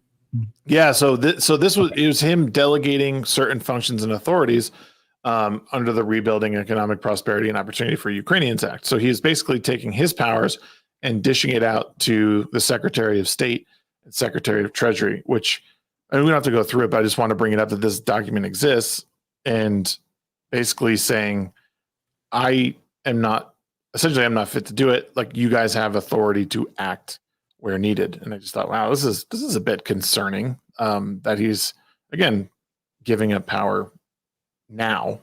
You still The got last 6 months, bud. Yeah, the last half of a year Yeah. of his run. He's just like, all right, guys, go hog wild. Yep. I hereby delegate to the Secretary of State in consultation with the Secretary of Treasury the functions and authorities vested in the president by sections, and then whatever the act is. And like again, it's like we should. I don't know. Like these are concerning acts that are happening right now. He's The basically president's will putting and them in charge of all of the spending for Ukraine. Yeah. Yep. Is what he's doing. He's making them I'm sure all of that's gonna go exactly where it's supposed to go. See, and my thing about this is like, as much as I feel bad for the people who know what's going on, like the average citizen who knows what the fuck this all means, it's even worse for those people who voted for him and actually had that kind of trust. It's like, man, I thought he was actually going to be better than Trump, so on and so forth, and now we're in a war, and all of my money is going over there instead of into my pocket, so I can take care of my family. They don't think of it like that. That's the problem. Is that it's still like, we need to help these people, and we need to do all this. Like, here, take my money. Like everyone's been duped, and that's the problem. I get it. I get that there are some people out there that have that kind of that soft heart for the world. That's cool, fine, and dandy. You want to be a humanitarian for the rest of your life. However, if you can't take care of yourself, how the fuck are you going to handle taking care of everybody else? No, of course. Yeah. If Jill Biden can't take care of her own husband, how is she supposed to take care of the rest of the country, let alone the free world? Obama's help. That's how. That's right. That's right. Yeah. That's right. Big Mike's in there giving her the helping hand, if you know what I mean. Big Mike. The helping. I got nothing else. The helping penis. Like I got nothing. There's nowhere else to go with that.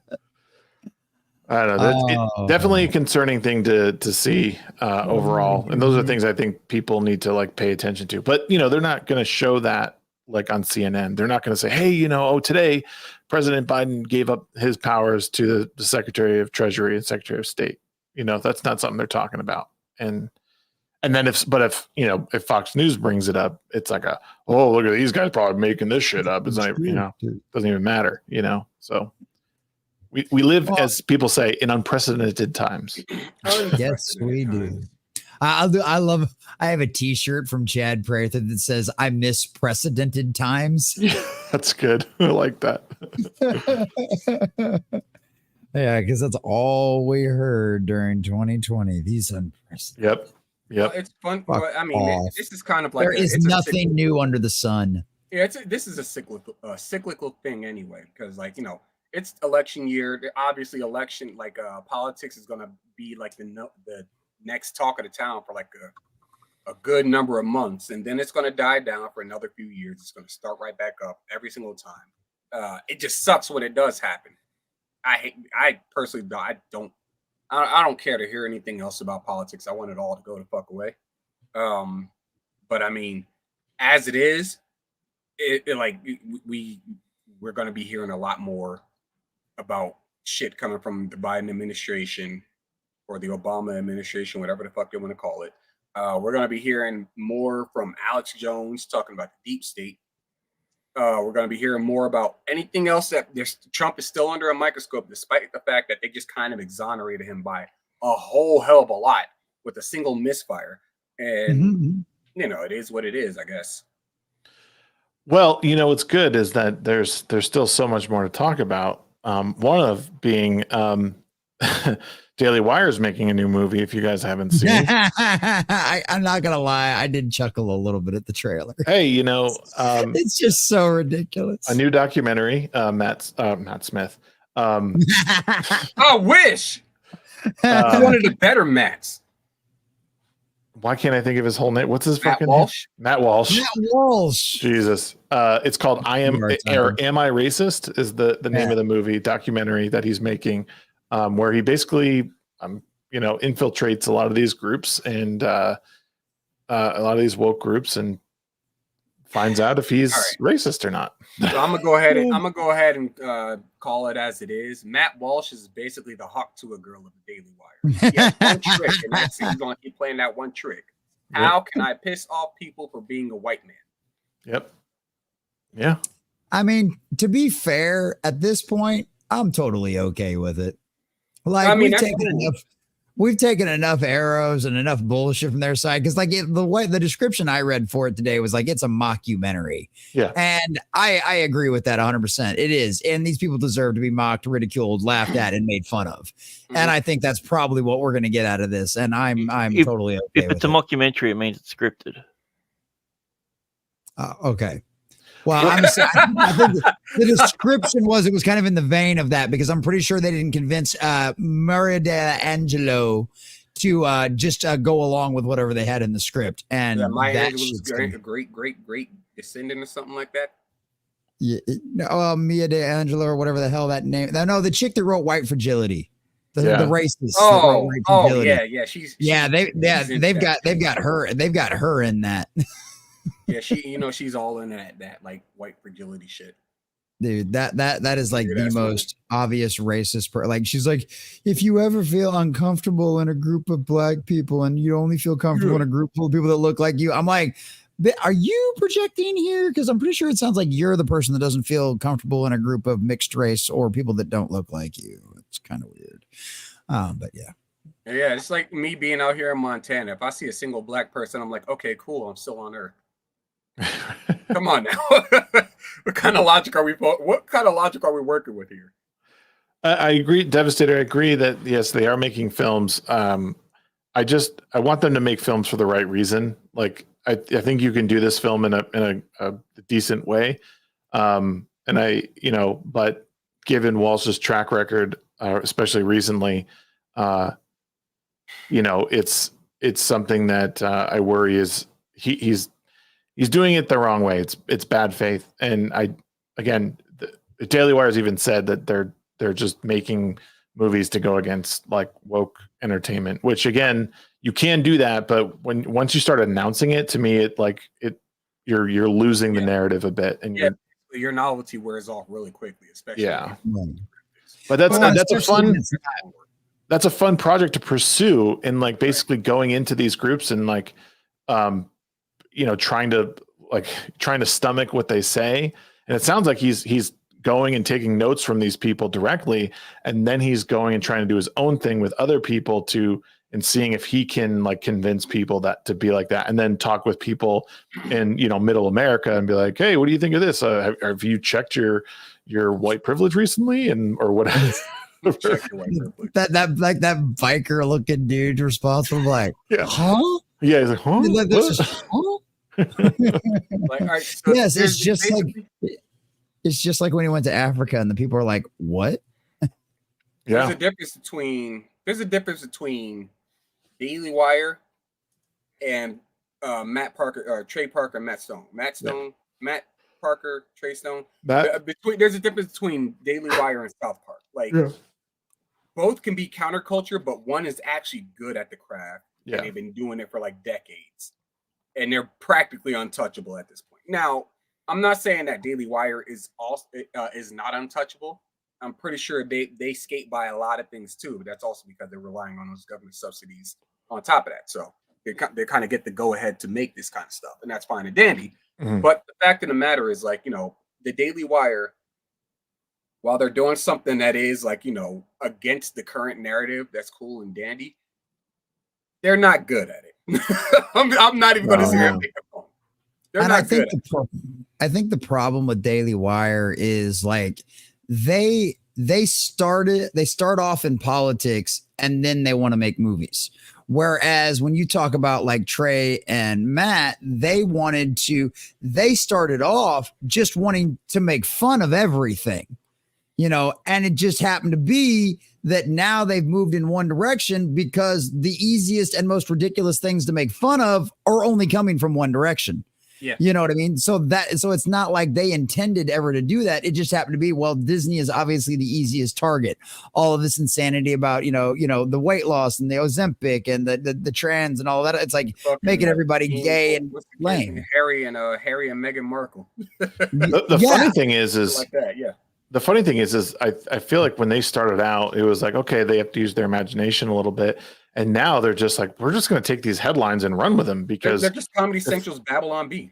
Yeah. Like seriously, like we don't even have to pretend or we don't even have to think of this stuff. Like the news does it for us. These weirdos, like they just come up with this shit and invent these problems, and then we can just do that. And then it looks like we're making fun of him, but it's like, hey, we would have probably made this eventually anyway, but you just made it easier for us to capitalize. You literally wrote the script for us. Yeah. Yeah. That's wild. Which is it's even funnier because like you see, like I'm sitting here looking at Disney, like they're just basically going off of the script that you gave them and making something good. Had you taken the scripts that were given to you and just put those on the screen, you wouldn't even be in there. You wouldn't even be in their crosshairs. Like it's night and fucking day thinking. Like just, and it obviously it's turned into a rant about Disney. Disney, just do some, just make the shit that people like, the shit that exists. Take the books, make it move. That's all. Nope. Like it's the same thing. It literally, like your storyboard's already done for you. You don't have to do anything other than tell freaking Chris Evans to put his ass over there where Captain America had his ass in the comic panel. It's not rocket science here. It's really not. But oh no, they know better. All right. They know better. They know better than you. They know a better version of Captain America. They know a better version of Miss Marvel. They know a better version of the Eternals than you stupid comic book nerd. Oh yeah, they had far more money. They made far more money than I did. But then again, they put in far more money to basically obtain the rights to put out the shit that I don't like. So I'm starting to wonder how close they're getting to almost losing money on all of the Marvel. And I mean, at this point, like between the Fox acquisition and the original Marvel, they're still trying to recoup. That's what I'm saying. They have to still be in the red. We know they're really in the red with Star Wars. Like they're literally upside down, like brand new car, just drove it off the lot upside down. They ain't made shit back since the acquisition. No. Yeah, like there's at least a little bit of an argument to be made with Marvel, but I bet you if we sat down and pulled like a Jonas or a Valiant Renegade and like sat down and actually ran the numbers, I bet you they're probably still in the hole between the Fox and Marvel acquisitions. Mm-hmm. It's too bad, man. They've really dug themselves into a hole and shoveled shit over themselves. It's just and then blamed everybody else for blame it. everyone else. Why would y'all shovel shit onto us? What's wrong with y'all? Yeah, it's the meme of them shoveling shit over the wall and having shit shoveled back at them. Yeah, it's literally that. Life imitates art and art imitates life. So I'm not sure which way it goes at this point. Yeah. I don't know. The chicken was before the egg, apparently. I mean, at this point, the real question is which came first, the Babylon Bee headline or the Axios headline? Yeah. We live in times. Live in times where like you got to question the satire. Like, is it real? Right? Like, wait, did Babylon Bee all of a sudden start releasing real information? Like, well, and that was my favorite. Axios. My favorite about the whole Kamala thing, right? Was Axios put out an article headline, like literally like yesterday or the day before, that said Kamala Harris was never the border czar. This is a talking point. She's not responsible for the border. She was never put in charge of the border. And then like the community notes and everybody in the freaking comment section all has screenshots of Axios's article calling her the border czar. Yeah. Sheep's frozen. Oh no. Sheep died. Yep. Pretty funny face. I was gonna say I want to screenshot that and like make it an emote. It'll happen. Somebody will get that. But yeah, I thought that was funny as shit. And yeah, it just shows you the ridiculousness of everything. That it's like you guys are literally writing an article contradicting what you literally wrote y'all are stupid. The mental gymnastics you have to go through to keep everything straight in your head is mind-boggling. You're literally a walking contradiction. You also see the community notes that said Kamala wasn't Montel's side piece. She was the main piece. That's awesome. I did not see that, but I believe it. God bless community notes. Subhuman, I was not sleeping. I don't think I was. I mean, it's possible. I've been busy today. It was leg day today.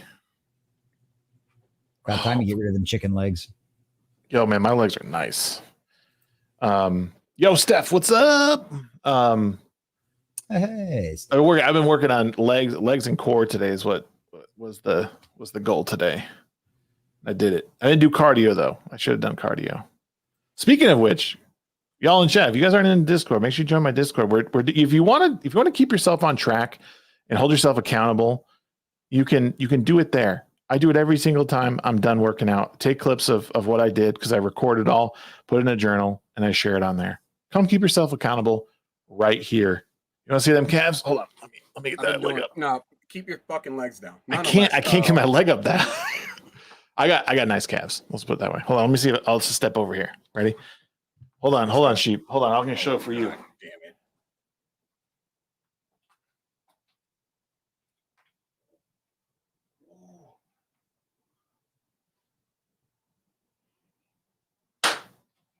This nigga's so goddamn stupid.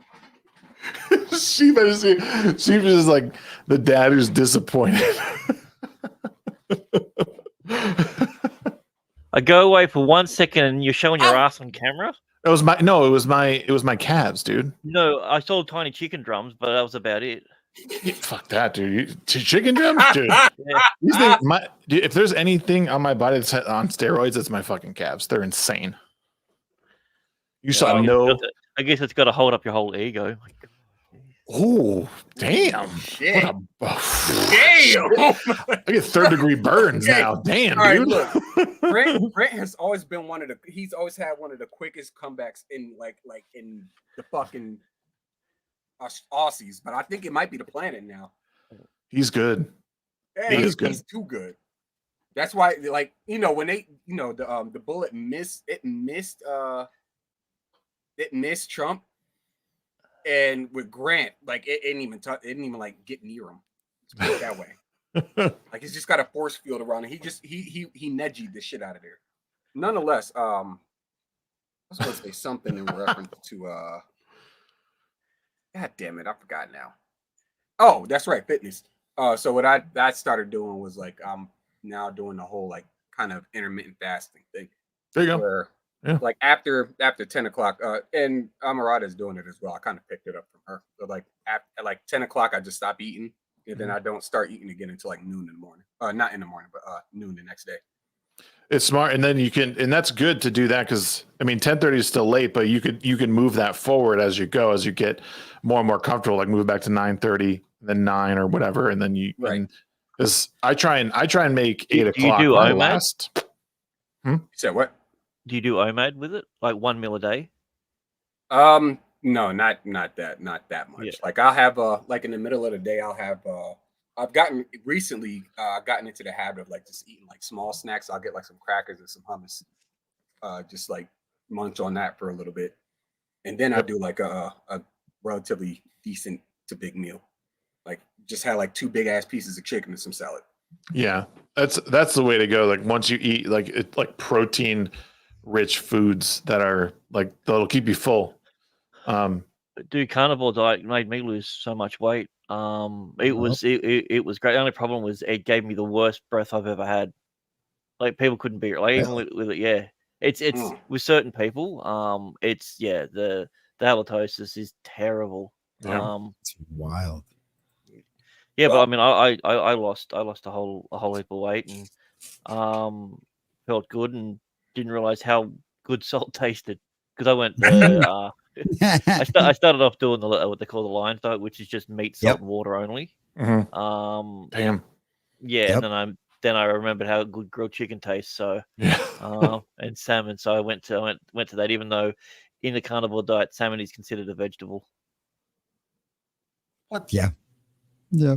That's fucking wild. So good for you though, those omega-3s, man. Oh yeah. I love fish. My skin was great. Now my skin's dog shit. But yeah. But yeah, OMAD. Like I had a friend that did OMAD, and he was, I guess, in American, he was 390 pounds, nearly 400 pounds. Mm-hmm. And he did OMAD. So between 2 and 3 o'clock, he just ate until he was satiated. So it was about 2,500 calories, but he was dropping the weight. So it was quite crazy. He did that for about 2 years. Wow. I think the average intake for I guess men of my physique position, because I'm 34. People like men of my specific demographic, I think it's like 2,800 a day is what you should be consuming. something like that. That to seems maintain. high. A lot. That's a lot. Yeah. I think that's to maintain. I can actually Google it. Well, I because, mean, like, you got to it's a understand, lower he's number. people coming from a long line of runners and people that work outside and stuff. Right. I mean, yeah. they got like extra muscles in their leg and stuff that helps them run longer and stuff. Well, they like have they definitely have an extra muscle in their leg, their middle one. For me to cut, I was doing 1600 a day. Dude, for a dude your size, that's such a massive deficit. You're looking at a 700 plus deficit. Yeah. Which was, but it worked. The thing was once I got starving yourself does that. That's how Jared got famous. well, it was the I mean, the deficit was fine because I was able to find foods that were like they weren't calorie heavy. Like even snacking on like carrots and shit. Like it's like Broccoli is your best friend with that. And then meals were just like chicken, and then I would basically eliminate bread from my diet because even bread in general just makes me feel like fatty or all bloated and shit. So like getting rid of that stuff and not doing like candy and soda, like that was the worst. Did you get the sugar headaches after like for a little bit? 3 days into my diet, I was just like, man, I've had hangovers that I wish that were terrible that I wish I had now instead of this. Like it was just the sugar craving one was crazy, and then you realize what has all the processed like everything has it in there. It's crazy, awful. Everything high fructose corn syrup. Yeah, because I did that. We use sugar here, but yeah. We use granulated shit. All right, but like I did that like all meat Lions diet thing for like a month just because like I was tired of being tired. Yeah, like eating the carbohydrates and the bread and stuff like that. Like I literally start yawning like 45 minutes after I eat like bread and carbohydrates and stuff like that because I got tired at like starting to yawn in the afternoon and stuff like that. And I kept hearing like, hey, try the all meat thing. You'll have all this energy. I'm like, okay, cool. And I did that and then accidentally lost like 30 pounds. And like I do intermittent fasting, not intentionally. I just do it because I'm so busy out here working that I don't have I just don't have time to eat. I'll like, oh, I should get up and go get something to eat. Well, let me finish editing this video. Let me finish making this thumbnail. And then by the time I'm done, I'm like, I'm not hungry now. Yeah. Jesse's 110 pounds soaking wet. He's like, how do I lose weight? I'm literally the same weight I was in high school now. I'm like in the one like bastard like low 160s, high 150s right now. It's funny. I'm not trying to go back to my high school days. That was never my intent. This shit just happened.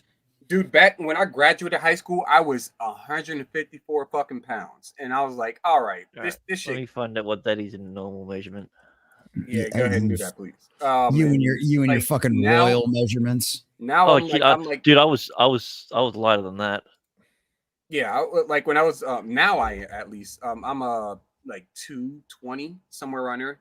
Man. I'm like that's more of a better gauge for like personally I would like to be somewhere between 200 and 215, and that's kind of what I'm trying to work back to. So I'm looking at the calorie intake for somebody my size.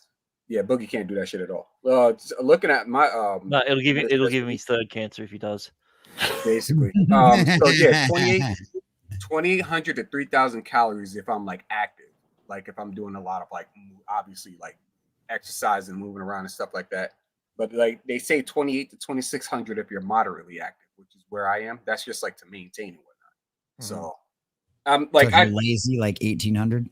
Yeah, what I do because like and it's thanks to my lady as well is we have a garden, so more times than often I'll be this lady. You'll be in the field. Yeah, I'll be in the field working. Out in the fields. So like I'm either shoveling dirt out of like the raised garden bed into the wheelbarrow just to move the garden bed and then put the dirt back in the bitch. I'm doing that. Or I'm outside mowing the lawn or something like that. Or like during my work day, I get up, I stretch, do some push-ups, run around the house a little bit because these damn dogs. They like to chase people. They do. So like I would say I'm in a moderately active. I maintain around 26 or 2800.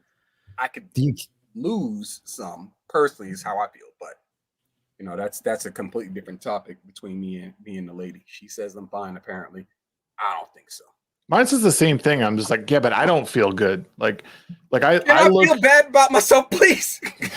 Yeah, no, and that's the thing is like I want to. It's not even that I feel bad, like because I'm still in like decent shape, but it's like I want to look different. I don't want this. I don't want the inner tube thing. Like I want to get to a place where I can like cut that down a little bit more. T-shirts fit a little bit better, and you know what I mean. And it's like it's one of those like personal hurdles where it's like I look like this, but I want to get myself to a place and better it myself, just feel better in my own skin. Like I don't think I'm unhealthy. I don't think I'm obese or anything, but I think I'm well, but I think you would be considered obese by BMI standards. Yeah, but BMI standards are bullshit. That's what that's the medical field still uses them. Oh well, the medical field doesn't tell us a lot of things. Yeah. I honestly, I live in a beach town. I just want to look good with my shirt off. That's all. Like that's all I'm trying to do. That's awesome. Yes. I never said I was fat. I just said I'm not where I want to be. It's different. Right. Calm down, fat Albert. Hey. Is it missing? For a job today. No, mint julep, plebis. Mint julep. Mint julep specifically. Amrad is like the female version of what's his name from Django Unchained. Candy. Is it? No, I was thinking that the other guy, Don Johnson. Is that his name? Oh, Don Johnson's one. Yeah. You mean you came all the way down here to take a look at one of mine? Oh man, say no to the middle-aged spread. Yeah, dude, this I don't know, man. My problem is like I do like hearty foods, and I follow a bunch of people on Instagram that do like keto or just healthier like hearty options, like making like I'm gonna make this week. It's like a flatbread made out of cottage cheese, avocado, and an egg. Like you just blend it up. It's not bread. Well, no, I know, but it's like a substitute for it. And there was even one that was made of like chicken. So you get like hella protein. I've done that one. Sandwich. Have you thought chicken of and egg whites? Yeah, exactly. We probably follow the same guy, honestly.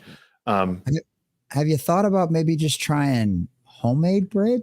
Like making no. it from scratch? But bread in general, like all just it's just too much. Like right. But what I'm saying is just like store-bought bread and the stuff you'll make at the house is going to affect your body like very different. I mean, you got to think about this. This is one of those things. It's like bread has literally. But he's buying the flour from the store. He's not out there milling it, so it's mainly the protein too to get in there. Yeah.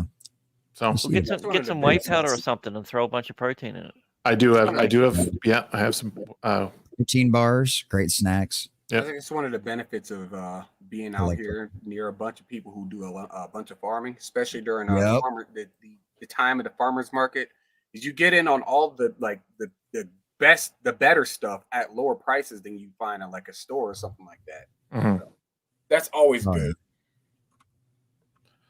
Yeah, we're like just following a lot of that stuff and like changing it. Like, so I like hearty foods, but like doing them in a way that's like lower calorie, but high protein and things I can enjoy eating.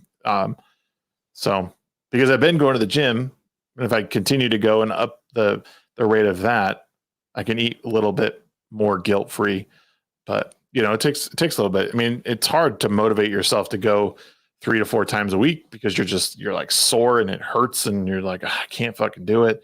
But I mean, I every time I go, I see the same people there. Like there's some weeks I'll go 3 to 4 days. I'm like, this guy's here every day. Like he's just doing it. He's pounding pavement. He's getting it done. Like I got no excuses. Why can't I do it? Just eat lettuce. That sounds awful. Dude, as I said, broccoli's your best friend for that because it satiates you. It's filled with protein. There's next to no calories in it. Yeah, I like broccoli. I mean, broccoli's great. I love broccoli since I was a toddler. And lettuce is good. Like lettuce wraps. Like we did like taco night. I just did lettuce. Like put it all in lettuce instead. Tastes good. Broccoli. I couldn't do it every meal. Those are my jams. Yeah. But no, man, it's the health journey has been interesting. At least changing up and bulking a little bit and getting stronger. That's been fun. I think that's where my weight. I'm hoping that's what I'm telling myself is that the weight gain is from muscle gain, but I don't fucking sure. Right. It's not from those carbs, that's for sure. What's that? It's not from the carbs, that's for sure. Whoa. And it's not in the legs either. That's for sure. No, definitely not. Hate you guys. But maybe the upper legs around the back. The ass.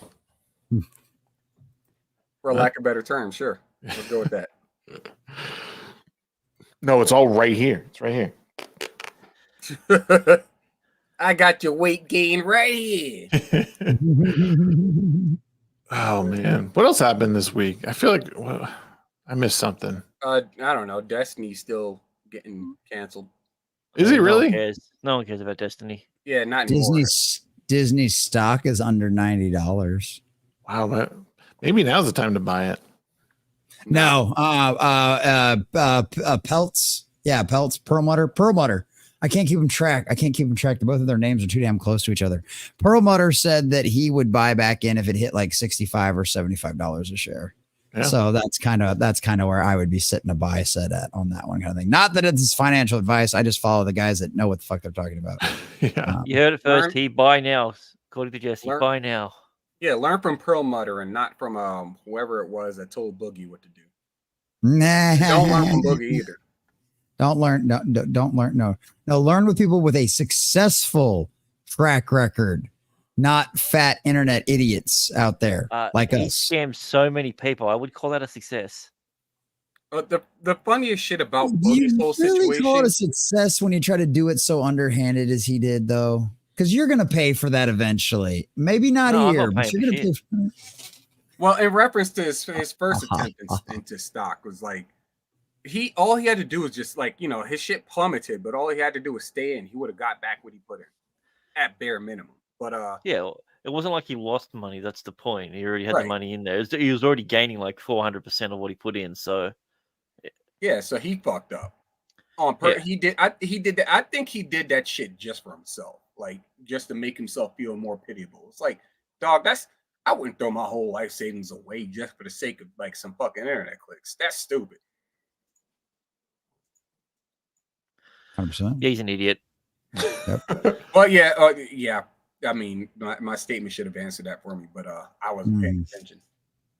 Like my name was Boogie for a second.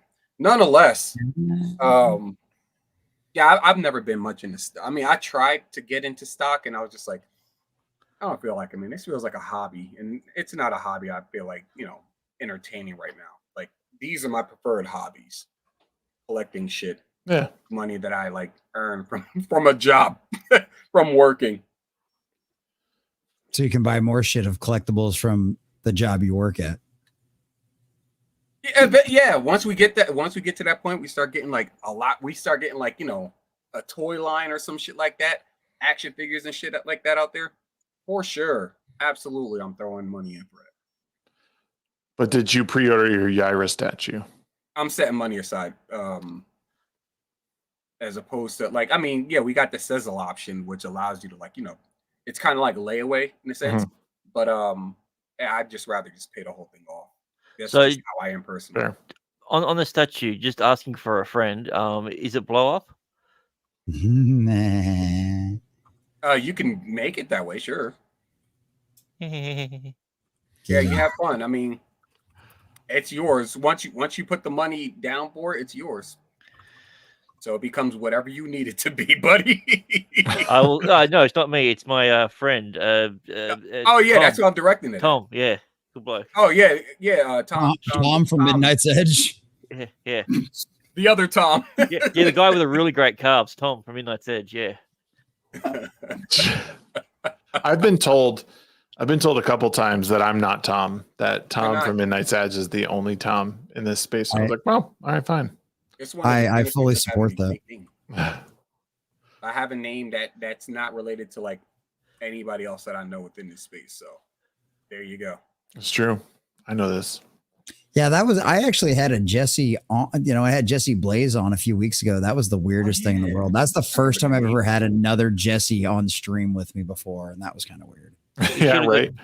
Yeah, there's plenty of Jesse's around. You just get all of them. Just have a Jesse off. We should. Just like, what was it? What was it? The one they did a while back where all those guys got together in the big field.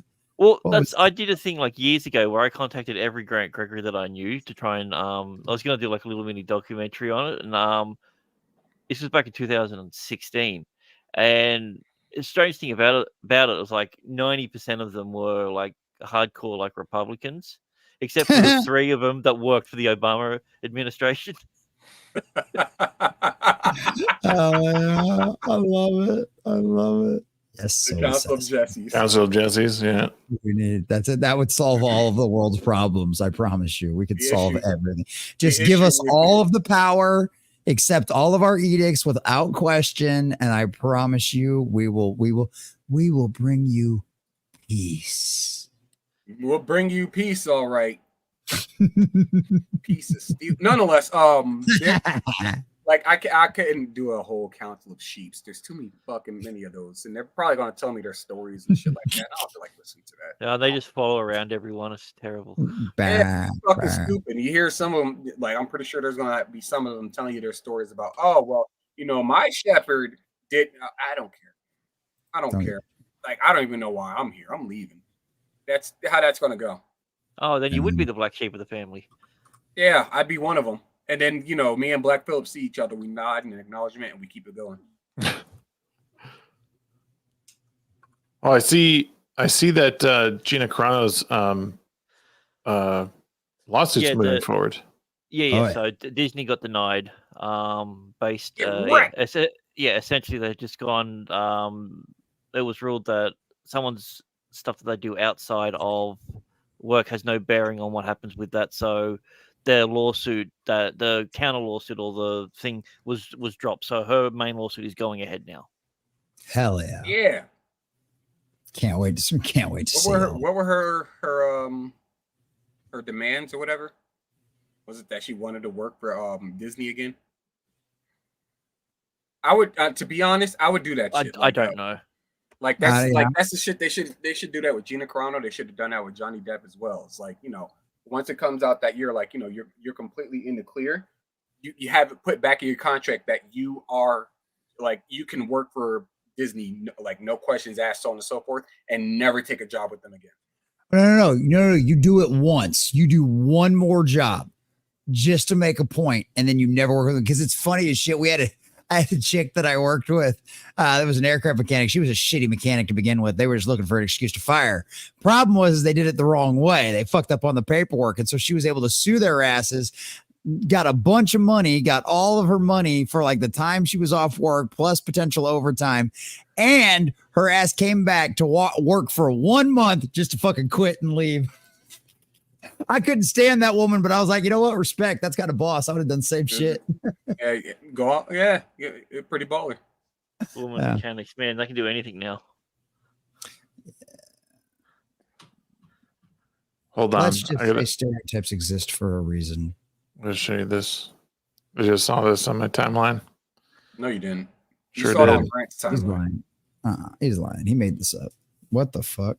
Nothing will ever make up for the bullshit I pulled, Oh, but I hope this makes Jesus. up for some of you feel a little better.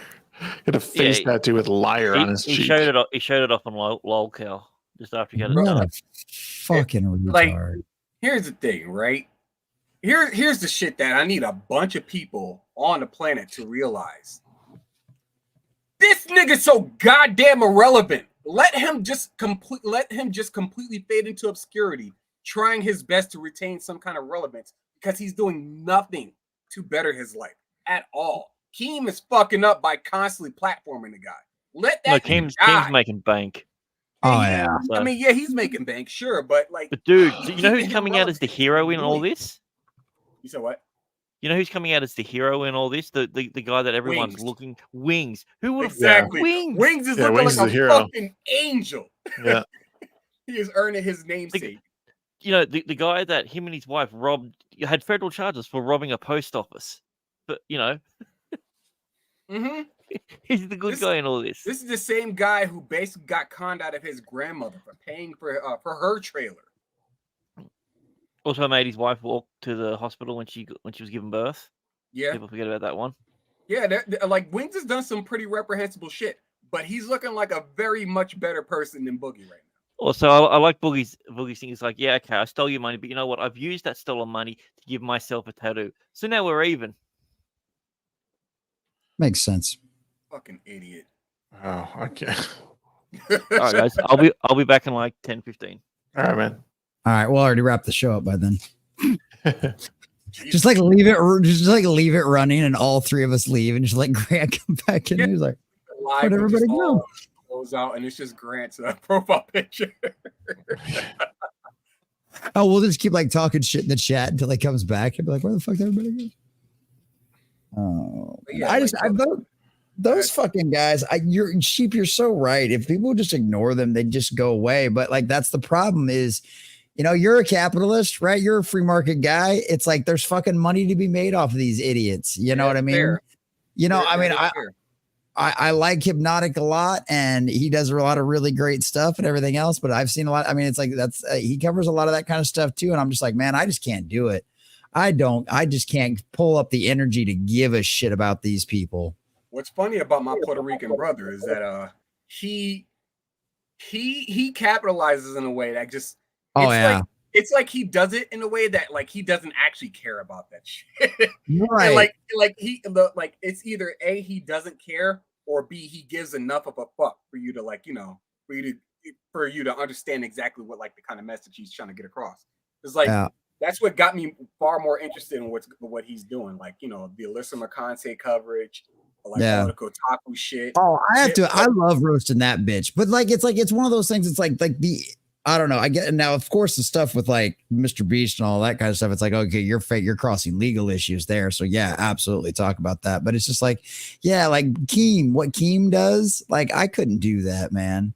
Yeah, like Keem is I'm forgetting the name for it. It's not Clout Beast. It's something Beast. But I mean, he's essentially the Hollywood Inquirer. He's the tabloids. He's the tabloids for YouTube, is what he is. And it's no shade at him. The man's good at No. Yeah, I used to watch his stuff. Yeah, I'm not gonna sit here and rag on Keem. I actually because I follow the guy. I think he's very entertaining personally. But yeah, drama alert. There are certain people like you could fuck with DSP all day, every day, and I'm laughing my ass off because DSP has turned himself into a clown.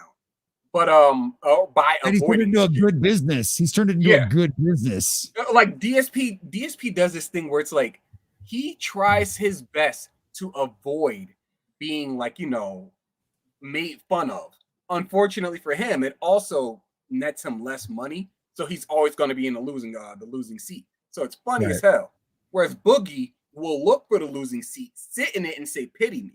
That's what pisses me off about him. Is that just. How about you become a better person? Try to become a better person, and then maybe we'll start laughing at you for being, a dumbass. Right now, we just hate you. That's where I am, at least. Like if I hate you, I'm just gonna be like, bro, just fuck off. Just fuck off. Go away. Right. Yeah.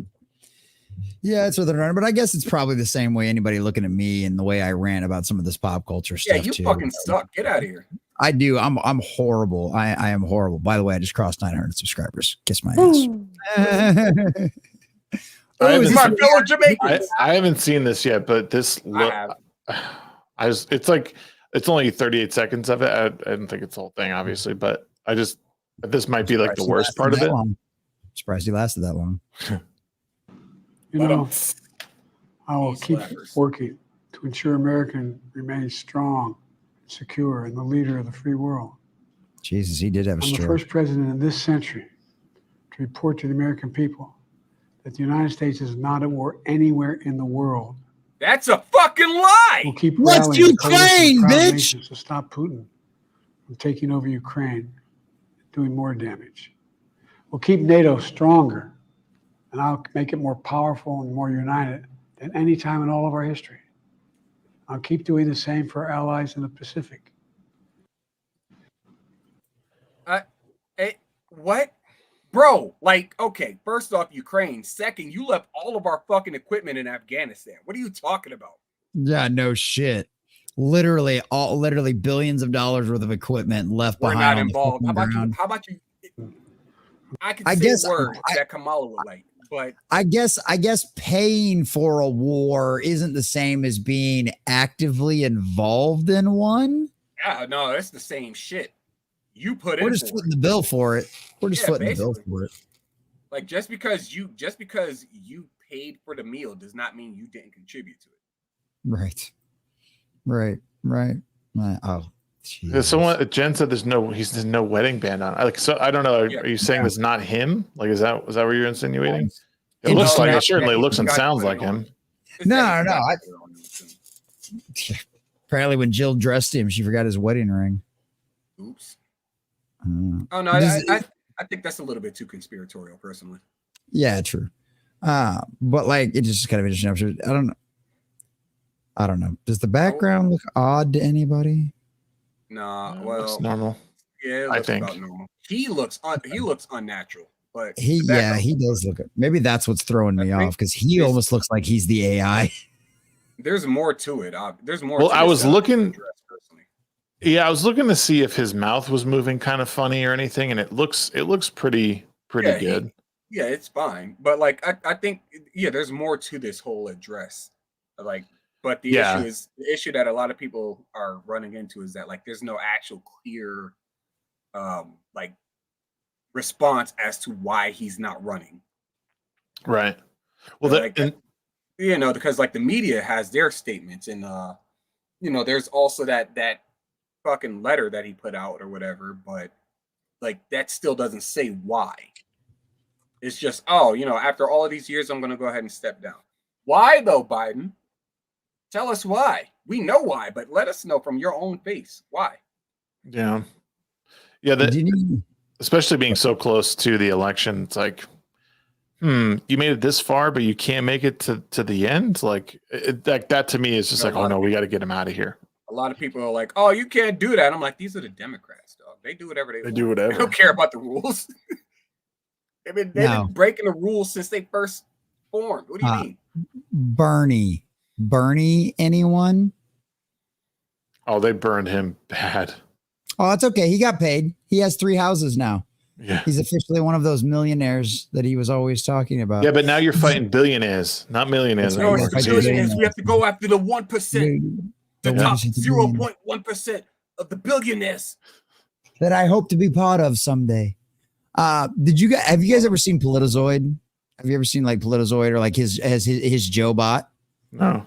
Yeah. So check this out. So this is Joe Bot 019 because this is the final chapter that they put this together. Like it was literally like Sunday or Monday when he put this out there. Because Politizoid, I think Politizoid's funny. He does like some crazy stuff.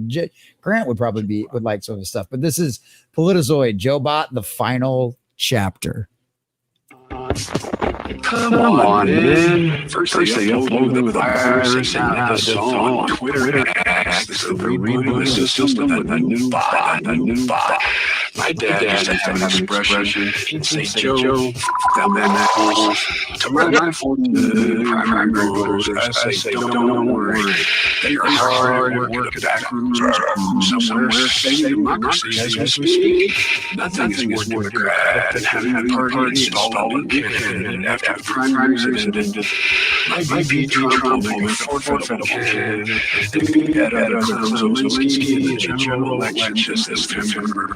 As borders are, she's in El Paso once and was able to get to the root cause of salsa being made in New York City. Continue the documentary, as I say, remember, they can only print so many ballots, so be sure to vote. Before I shut down and go back to self-isolating, let me leave you with this. A belated happy National Ice Cream Day. That's wild. That's wild, yeah. That's Jesus. I love Politizoid. What was that breaking past the border wall to get the secret sauce or whatever? Yeah. I discovered about New York. Why it was made in New York City. Oh, I love that.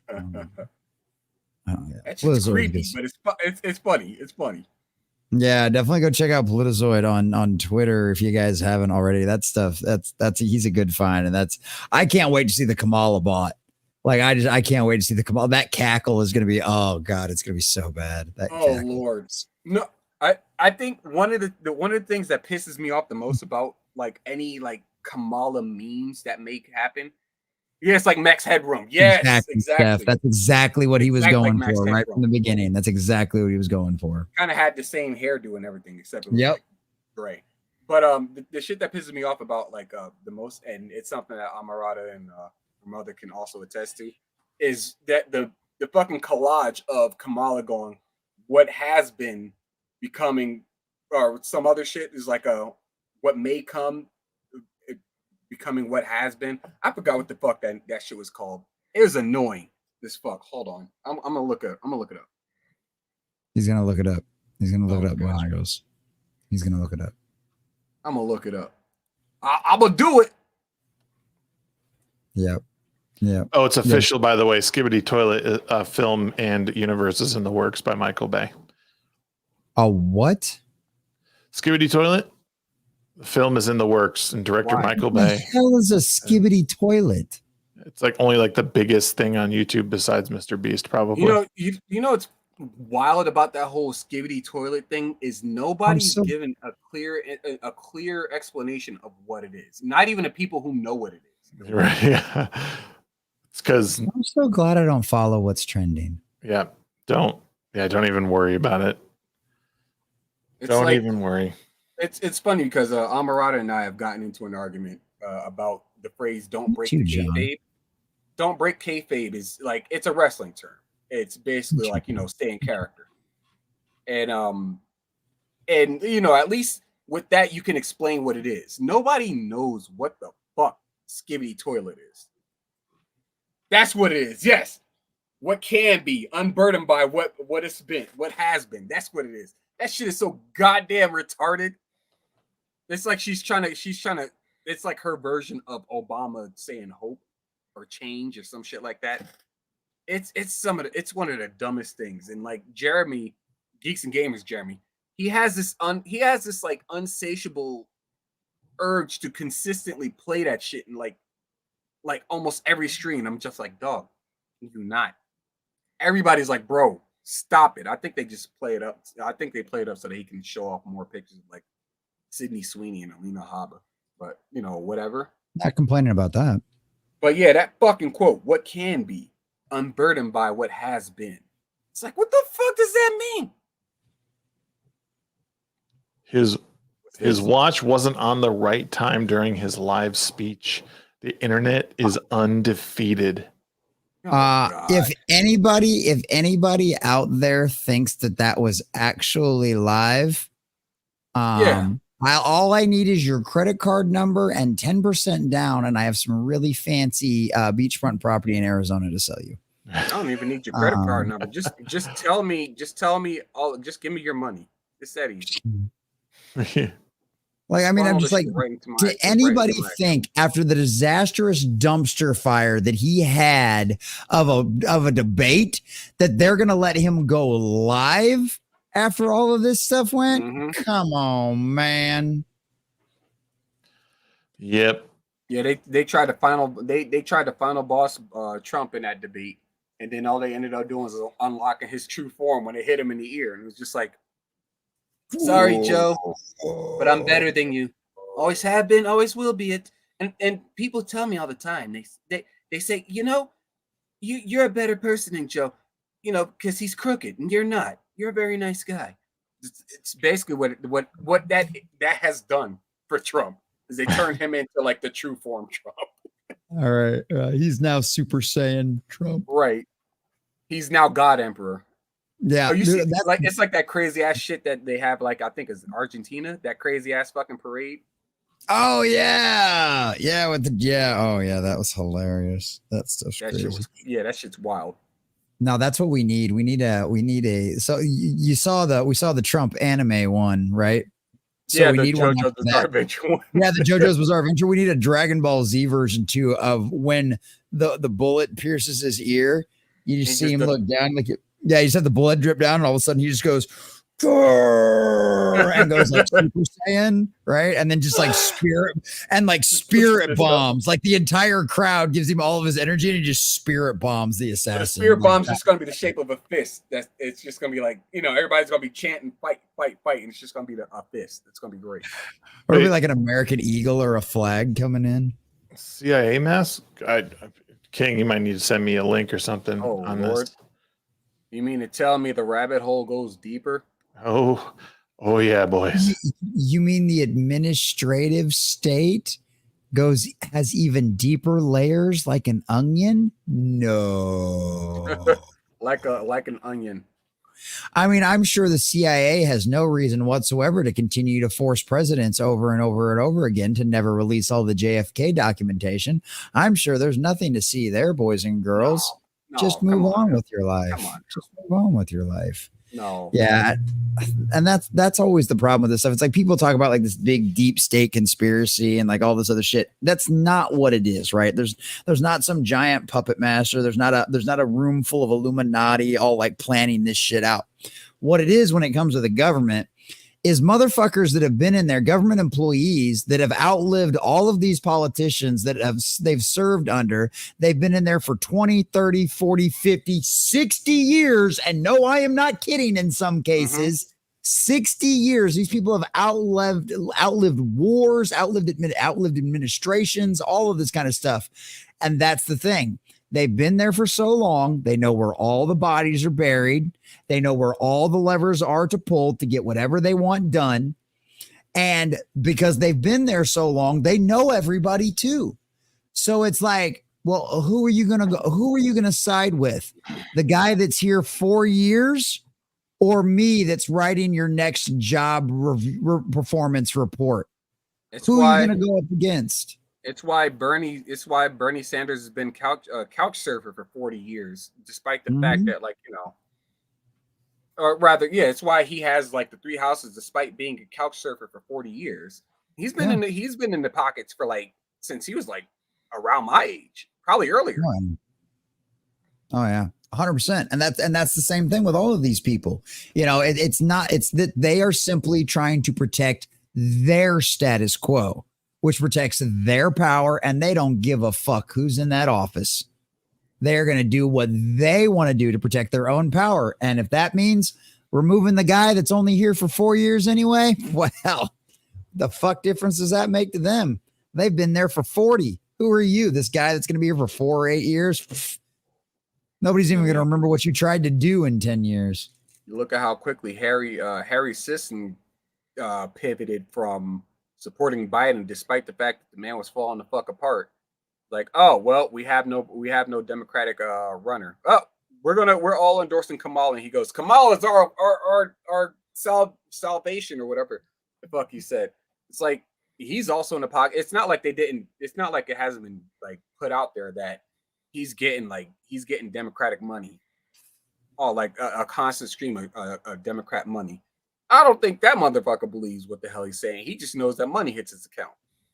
Yeah, exactly, John. He supports anyone who pays him. Yeah, exactly. Supports anyone who pays him. Yeah. Oh man, so this video is like 9.5 minutes long, but the tweet is short, obviously. Yeah, mentors being outed is inconvenient to them. Yeah, weird. Oh. What the? Full disguise face masks are real. They've been used by the CIA for decades. Former CIA operatives explains how spies use disguises from Wired. Well, that's the thing is like, well, I guess, like people have used disguises forever. But are they talking like Mission Impossible, like masks, like that kind of shit where you can totally change your appearance? Or are they just like throwing a mustache and a wig on people?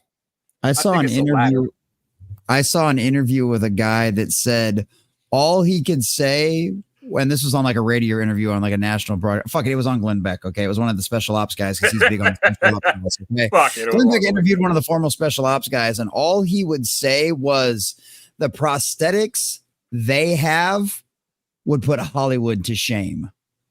Imagine my shock. So yeah, and he said he's used them, and yeah, trust me, nobody knows who the fuck you are.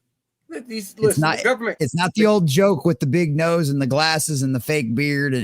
No, I wish it was. They will change you.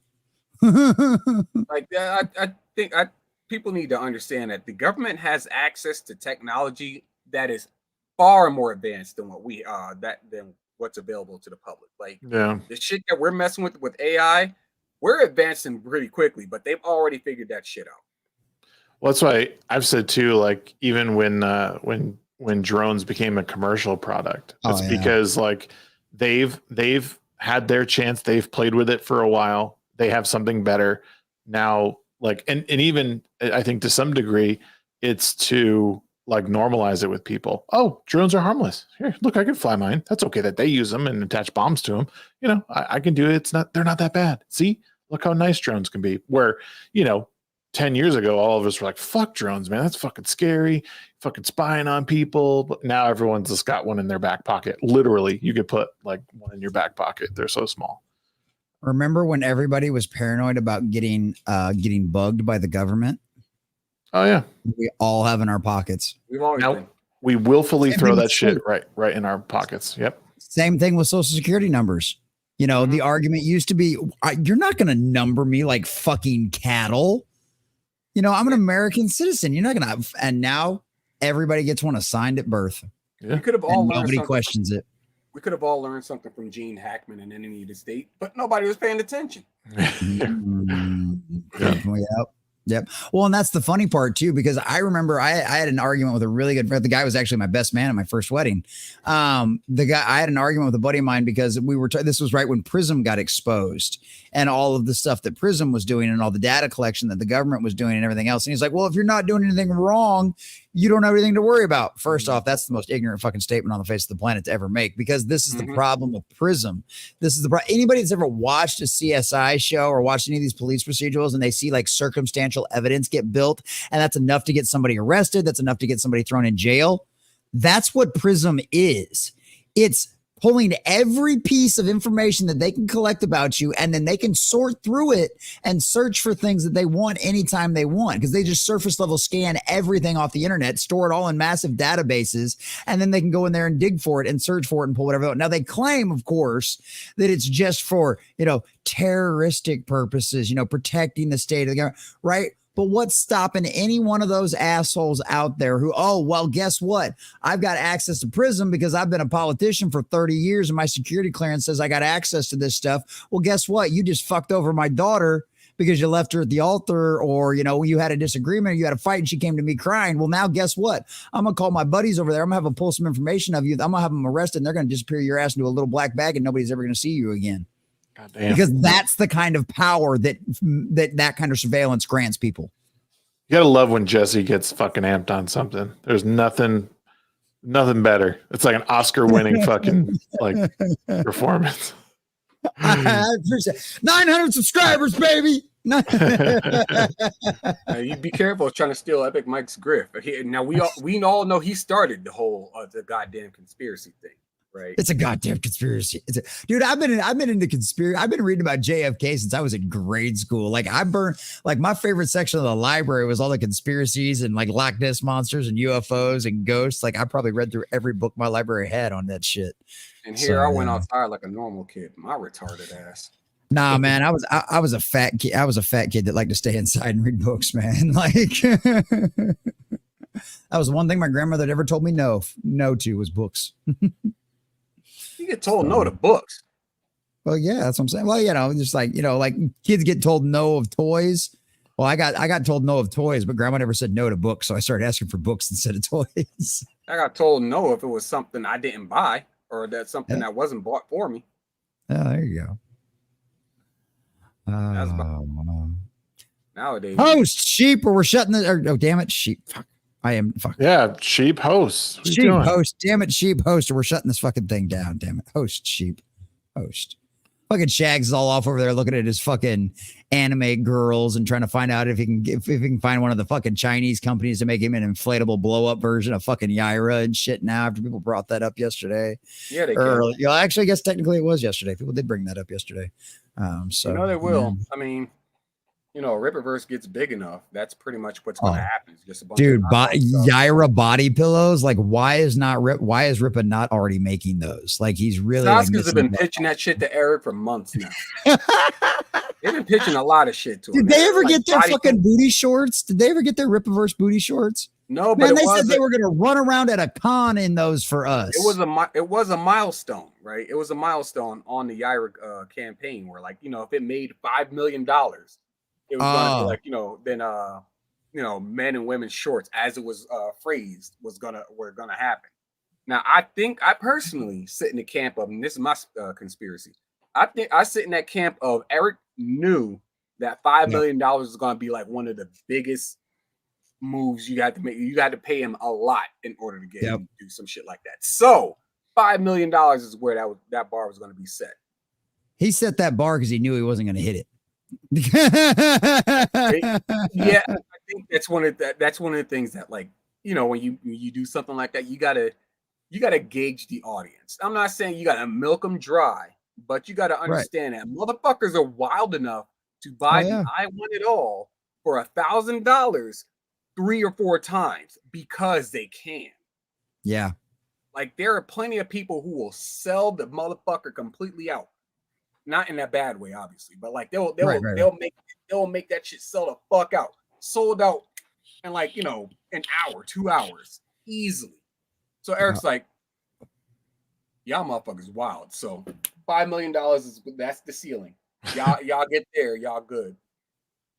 So that's where I'm sitting. And I think that's probably the same thing. Like, I honestly think it was probably because he didn't want Az to have a heart attack, like, live on stream, watching the Sasuke sisters running around in those booty shorts. Like, let's be honest.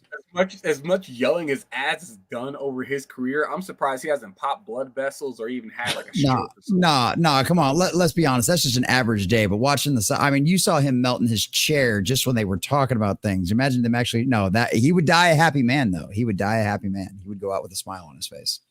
So yeah. See, booty short. Yeah, see, yep. The girls just didn't work hard enough on Eric for that one. I blame the Sasuke sisters for their failure on this one. Hey, I mean, that might be the case. I don't know. Let them know. Tag them on Twitter. Hey, why don't y'all push your booty shorts harder? Right? Why did you push Eric harder on this? Damn it! Use your womanly wiles. What the hell? Hey, here's a question for you guys. We also are not young. Elon Musk's kid, like, is that Which a real one? thing? Oh, Which I don't. one? I haven't heard anything about that. I just know of it. So I don't know anything about it, though. He was talking with Jordan Peterson, I guess, and he said that his trans son, like, essentially died. Trans child died from due to the woke mind virus. Does anyone can anyone substantiate that? Is that like a real thing? Like, this is the first I think anyone's. I knew his kid. I knew one of his kids went woke and was kind of going down that path, but I hadn't heard anything about them. That would have been front page news if one of Musk's kids. Mr. Zhao was saying that it was his oldest son. So he says his son transitioning, though, not that they're actually dead. I wonder if he meant that hyperbolically. Did you actually watch him say that in the interview, or is that just something we're hearing secondhand? Well, there was headlines regarding not died, but his son did get he was on puberty blockers. Okay, see, that's what see, because one of his kids like went on their social media and was trying to blast him like after the Twitter acquisition and all kinds of shit. And the only statement he put out there was like, "I love all of my children." Is like what he said. That was like literally his only response to any of that. Okay. But yeah, I knew one of his kids had been infected by the mind virus. Well, been possessed by the spirit of the age, something fierce. So it's wild. What I thought was funny or wild, I guess, is a while back when people are pushing this narrative. Jackie Chan didn't love his gay daughter or some shit like that, and that came out to be a hoax. He distanced himself from his daughter for being a lesbian, some shit like that. And it was that video of them sitting down watching his old films and stuff. And she was making comments about how resilient he was and how good he was at his job, and he starts crying. And you know, they were trying to make that out to make it seem like, you know, it wasn't what it was. But the whole fact of the matter was that Jackie loves his daughter, despite that. And it's like, y'all are some evil people trying to put that bad juju on my man Jackie like that. How dare you? Mr. Drow says since he got them so young, he will never fully develop, which put a fire in his gut to go after the folks pushing it. No, that's fair. And then you know, I think even rational people are like against stuff like this. It's the people who are like radical and they're like, oh, we need to get these kids young and they know, and it's like, no, like you need to go through puberty. It's important. Stopping this thing is not good, beneficial for you. Wow, it's weird. It's almost like they think they're smarter than God. Where have we heard that story before? It's a very simple. And I'm about to make this shit sound like really, really. I don't know. I if I got targeted for this shit, I don't care. But like it's like hitting the B button on Pokemon trying to evolve until it gets to level 100. Like it doesn't get to what it's supposed to be if you constantly get in the fucking way. So how about you not get in the way and let shit progress as nature does, and then you know you're good. You're golden. Your hands are clean, by the way. You who are passing out, you all who are passing out those fucking HRTs and puberty blockers and shit like that. Your hands are clean if you just get out of the fucking way of people who are not into it, people who are questioning it, and people who are obviously under the fucking age. Let's be real. It's marketing. It's marketing. That's exactly what it is. It's marketing for more customers. And they know you hit them young, just like any other marketing thing. You have a customer for life. And it's literally the exact same thing. Yeah, but for life, it also shortens that life bar by like a lot. It doesn't matter. They got you on them drugs for the next 20, 30 years. You know what I mean? You are a $40 million meal ticket for them at that point. You're a $40 million meal ticket, whether they're paying for it out of pocket, whether their insurance is covering it, or whether the government subsidies are subsidizing your local clinic that passes this shit out for free. Yeah, shout out to Keffels on that. Yeah. I can't stand that shit.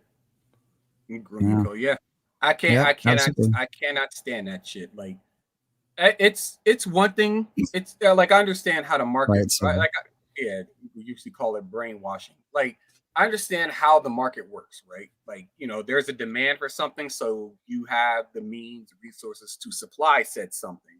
That's something. It's a practice I am, you know, I encourage basically. Like with Eric with the Ripperverse, people wanted an alternative to the mainstream, which has gone down a path of boring rhetoric, stuff that's too close to real world and, you know, bringing us away from escapism. Eric wanted to create an alternative for that. Cool, fine, dandy. I support that. But when you're doing something that's actively harming people, such as HRT or something like that, that's when I'm just like, all right, there are ethical metrics that you need to actually come into play here. Like, how much of a monster are you willing to become in order to like make a profit? What is it too? It's like where do your rights end and mine begin, right? Where your nose touches my face, right? Where your nose punches my face. And that's the thing, is they are intentionally preying on people, preying on the weak and easily influenced just to make a profit. And that's evil. That's just straight up evil is what that is. Yep. I did find this video real quick. Remember we were saying like, oh, it doesn't look like an AI. Well, someone, and again, I can't say if it's real or not, but there was some funky stuff going on in this clip where they show basically just off the side, there's some funny business. I promise to always level with you, to tell you the truth. He's breathing out of his neck. The sacred cause of this country is larger than any one of us. Oh, yeah, I can see it in the smaller. And those of us who cherish that cause, cherish it so much. A cause of American democracy itself must unite to protect it. You know, in recent weeks, it's become clear to me that I need to unite my party in this critical endeavor. I believe my record as president. That's weird. What are we supposed to be seeing here? What am I missing? It looks like there's like that light green spot. It keeps doing like a little wave thing. Yeah, like it's Okay. almost like something was being like erased out of it or something. Or Okay, but anybody that's ever done any kind of video editing knows that when you zoom in this close on something, the Look here. fractals start to get weird. look here. It's doing the same thing. Okay, so do we know if that's just blowing in the wind? I doubt it's the wind, but I mean, like you're saying, I mean, it could be just like a one specific spot thing. Right. But nothing over here is doing anything. Like none of the other leaves around it are doing anything. Well, It's those just- aren't leaves either. That's if you've ever seen out behind that window, they're not leaves, they're giant pine trees. They're like giant pine bushes or whatever. So these aren't like this isn't like your traditional little light leaf. If that's just the tip of a branch right behind his head, that tip just itself could be moving while you wouldn't really notice much movement in the rest of the tree. Yeah, but but nothing else like this here. There's no movement right here. Like, Right. you know what I mean? Like there's like some of the stuff is moving, but not in that. It's a very unnatural way because it's almost like. Well, and without being able to see what's behind his head exactly, like you're not, I mean, I don't know. At this point, I think people are really starting to reach for straws. You're seriously grasping. It's fun. It's fine if people are like fun. people are diving down the hole of is this real or not, so on and so forth. I sit firmly in the camp of they doped this motherfucker way the hell up for him to be able to remain as cognizant as he was 4 years ago.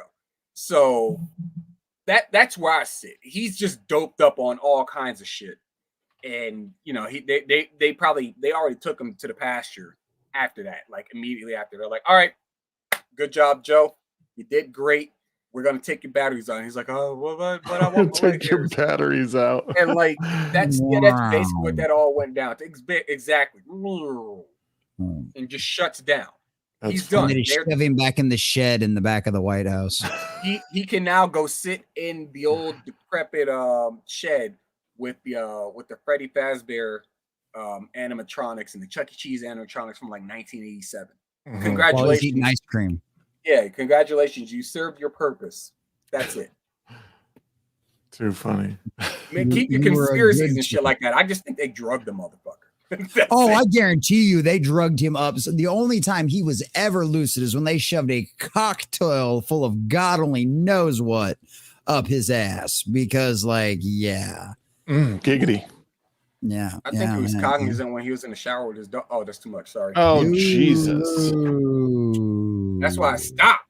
Man, it's almost like all of these people out there have something in common. It's like this weirdo woke person that was working for Mr. Beast. It's like Joe Biden and his daughter. I mean, I don't know. It's like, I mean, what are the chances Kyle Rittenhouse shoots 3 people and like at least Yeah.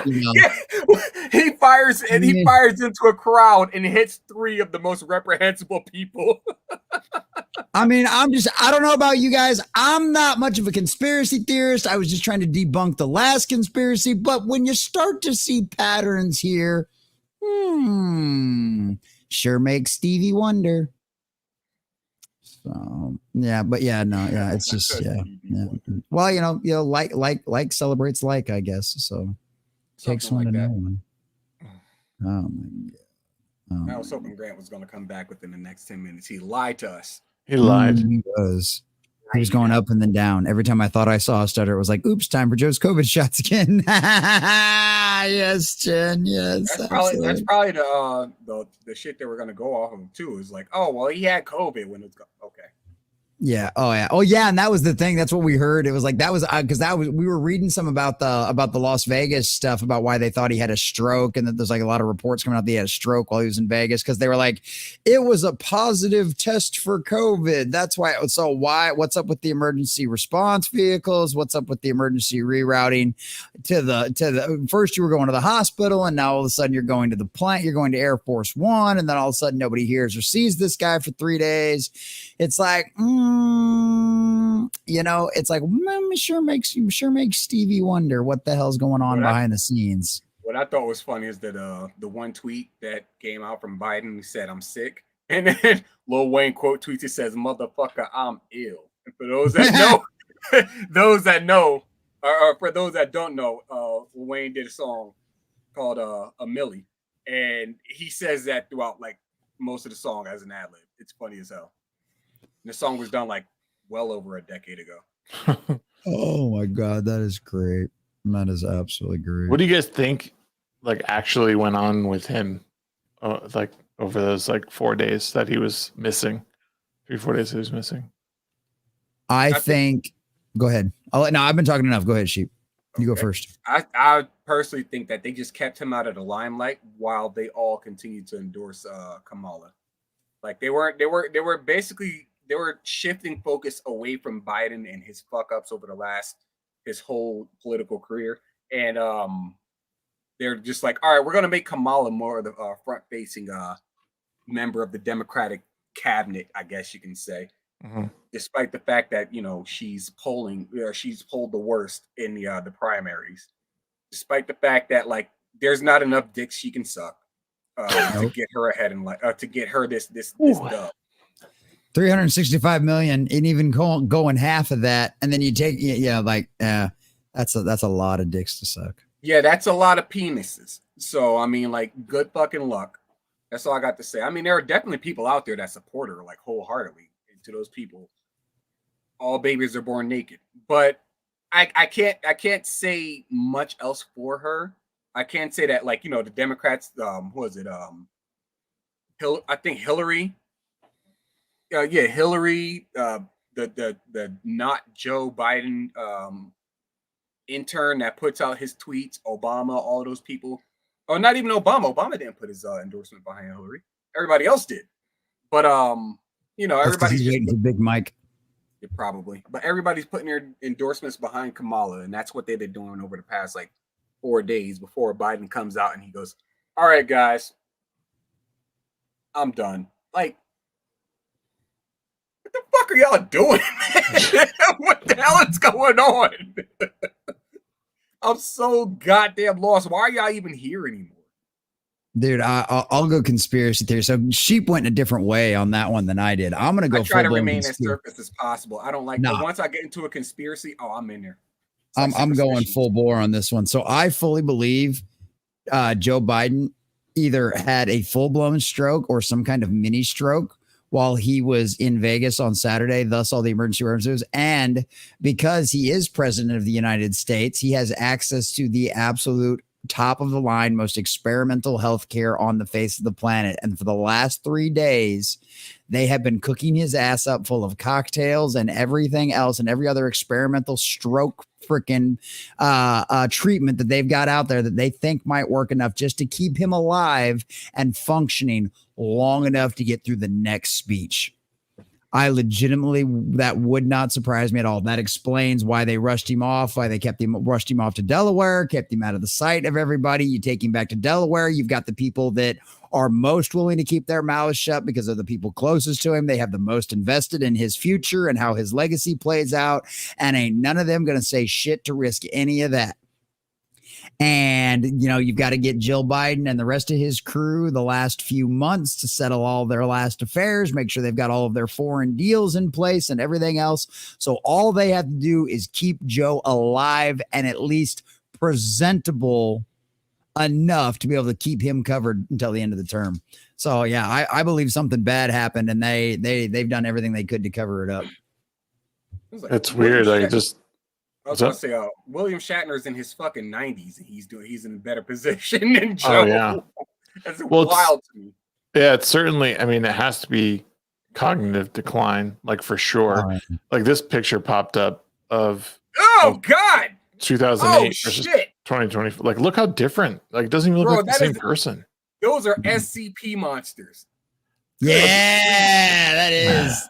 I can totally see that.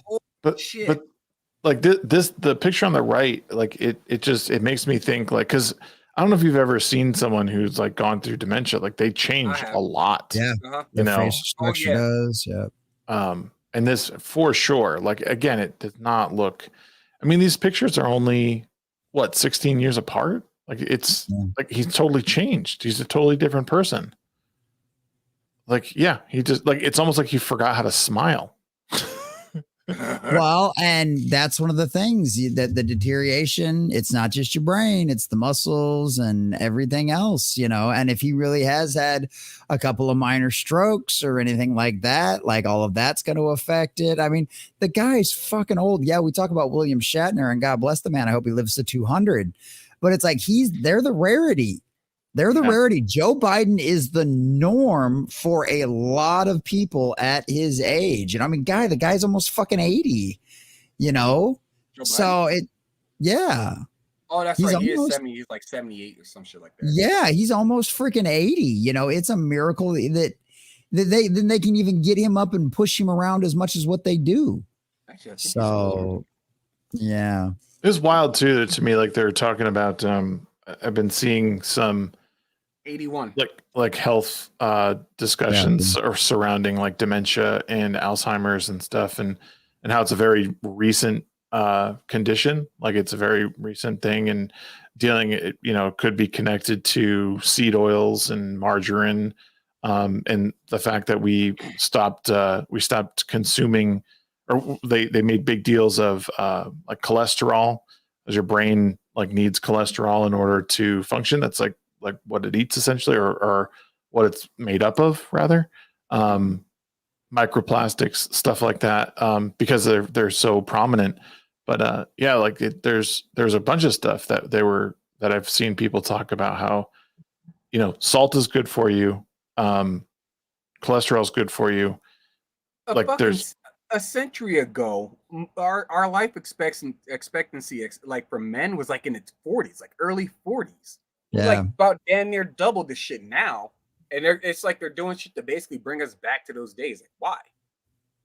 Well, part of it, I think, is that the synthetic stuff they're making was cheaper, but it wasn't. There's no health benefit to it. Yeah, you know what I mean? Like consequences. Like a lot of those oils, like you could put in your car. Like, like I mean, the oils. I mean, you literally can. Like, there's diesel engines that can run on fry oil. But people are putting that in their bottles. But people put that in their bodies. Yeah. They're eating it. So it's Top ramen. Like Top ramen is preserved with the same shit they put on styrofoam. Mm-hmm. Yeah, dude, it's gnarly. Oh yeah. But yeah, people continue to but like even like the food pyramid stuff has been debunked as like, Oh yeah, unhealthy. The food pyramid was total bullshit. Yeah. They literally had it flipped in reverse, if anything. Practical. Well, okay, you shouldn't have all your sugars down there at the bottom. Yeah, although like the sugars are always going to be that's my wife. Thing. Like then, but yeah, it's protein should have been the bottom of that period. At the bare minimum, when it comes to sugars, you don't want to overdo that shit. You end up with like teeth worse than the meth heads. Diabetes. But I mean, yeah, like the breads and shit like that. You shouldn't be eating that much bread. Right. Well, that's they're saying like sugars are some of the worst. Yeah, it should be a rare treat. It's like some of the worst stuff you can put in your body. Again, like people's insulin levels are out of control. Again, you just look at like, well, who's benefiting from this? Pharmaceutical companies, are certainly doing it. And then again, you have these mental disorders because your brain's not getting the nutrients it needs. Again, this is stuff that I'm like reading. I don't know how much it's true, but at the end of the day, it's not crazy or even bad to say like you don't need all that oil or synthetic foods or processed foods. Like eat more natural stuff, like eat stuff out of your garden, eat meat, get protein in your diet, omega-3 fatty acids, like all this stuff is good for you. Like the more ingredients you see in something, the worse it probably is for you. So, but it's an American diet, dude. It's weird. Not good. Oh, Jesse went to go do something, I guess. Stepping away while we're talking about health and shit. God damn. This guy. Yeah, so I personally to alcohol and sugar, yeah. Alcohol is basically made from like a lot of it is made from grain as it is. Mm-hmm. Yep. So there's that. I personally, I like whiskey. I don't drink it all the fucking time, obviously. I Right. think the last drink I had was probably, I can't even remember. It had to be some months ago. But You even didn't drink then, in I don't. Denver? Huh? You Oh didn't no, I drink it? didn't. I didn't. Oh, you didn't drink in Vegas either, huh? Vegas, I did have. I had like one. I had that Bandicoot drink, the Oh. Wumpa fruit drink. Yep. Now that one, I think I might have drank it a little too quickly, but the part where I fucked up is that it was good. It was sweet, so I was just like, "Oh, this is boom. It's good whiskey. Boom. The fuck Yeah. am I doing? Boom. I need to stop. This is my only drink for my whole trip. Yeah. I don't have a problem or anything. It's just like it was good. Is where it got me. Because otherwise, oh, you know what? Actually, when we were in when Amarad and I were in Denver, when we stayed with Rocks for a bit, and he has some whiskey that he wanted to share with us, and I drank that. And that right there, the only reason I ended up drinking that a little faster than I normally would, and it still didn't give me a buzz, but the only reason that I ended up drinking that faster than I normally would is because it was close to bedtime, and I was like, I don't want to waste this. I don't want to be a piece of shit and not drink the whiskey or dump it down. Like it's pretty disrespectful to dump the offered whiskey down the fucking drain. So I was like, yeah, I'll just finish this and then we'll go to bed. I drank like 2-3 bottles of water before I went to bed too. Yeah. It's like I'm pretty sure I'd uninvite you to my house forever if you fucking poured whiskey down the damn drain. Yeah. I'm because I like when it comes to alcohol, it's my favorite. It's my favorite type of alcohol. I'd be an asshole if you just let it go to waste. Oh yeah, yeah. I love whiskey. Devastator says tequila is where it's at. If you're a whiskey drinker or even a Scotch drinker, might I suggest an extra añejo tequila? They're expensive, but man, are they good? It's got that lovely smoky flavor to them. They're so good. Yeah, nice tequila is good. That's what when I worked at On the Border, when we did it like we had you could build your own margarita kind of thing, and it was all top shelf. It was like Trace Generations and stuff like that. And that's what people ask me, like, well, what do you like to drink? If you like vodka, I'm going to recommend a clear tequila. If you like whiskeys, I'm going to recommend the freaking Trace Generations. Because it's very similar. And it's dude, that fucking aged whiskey's delicious. Or I mean, aged tequila's good shit. Good shit. Yep. Yeah, we used to say like if it's with tequilas, silver, shoot it. If it's the reposado, mix it, and then añejo, sip it. An extra añejo, sip it. Most I know about tequila is don't eat the worm. No, eat it. No, there's a couple that have a scorpion in the bottom. Those are fucking crazy. Yeah, I got one of those that had a little mini. I prefer my drinks to be drinkable personally. That's where I am. You can drink it. Don't be a pussy. You only live once. I'm not gonna drink a fucking. You don't drink a worm. That's still eating it. Just and because you don't do it doesn't protein. mean It's all about the extra protein in your diet. It's just a little extra protein. There you go. Salmon, chicken, steak. Another serving. They don't of it. put those in tequila. Okay, I they don't know. put those in tequila. YOLO, baby. Exactly. I know. That's why I'm not eating a fucking worm. YOLO. Fair enough. Come on now. There's the other side of YOLO. Oh wow. No, there's some good tequilas out there, but anyone who's mixing fucking añejos into a margarita should be shot on sight in Minecraft. I mean, it made it into like a $15 margarita. You get three or four of those into a person, you get a pretty good tip. I'm not going to complain. I might agree with you, but I'm not going to complain. Whiskey neat. Yeah, of course. It'd be something good. Crown on the Rocks. You would, bro. You fucking Hawaiian. Of course you would, dude. I honestly love a good Scotch, like a really nice, was it McClellan? Like their 12-year or whatever. Yeah. Macallan. Yeah, Macallan. Their 12-year. Oh, that shit's so fucking delicious. See, the problem with Crown's now for bitches because they make the apple shit and the blueberry shit. Fuck them. I'm good on that. They went mainstream just like everybody else. It's one of the things I gotta thank Nick Ricada for is putting me on a Lagavulin Glenlivet. Lagavulin is so good. Nice peaty fucking Scotch. It's so good. I hear it on good or Lagavulin authority. I hear on good authority that what is it called? Jameson is also good. That I haven't tried. Jameson's is really good. It's an the Irish whiskey. They have a what is it? It's a black label on it. That's the one I was told about too. That one's really good. And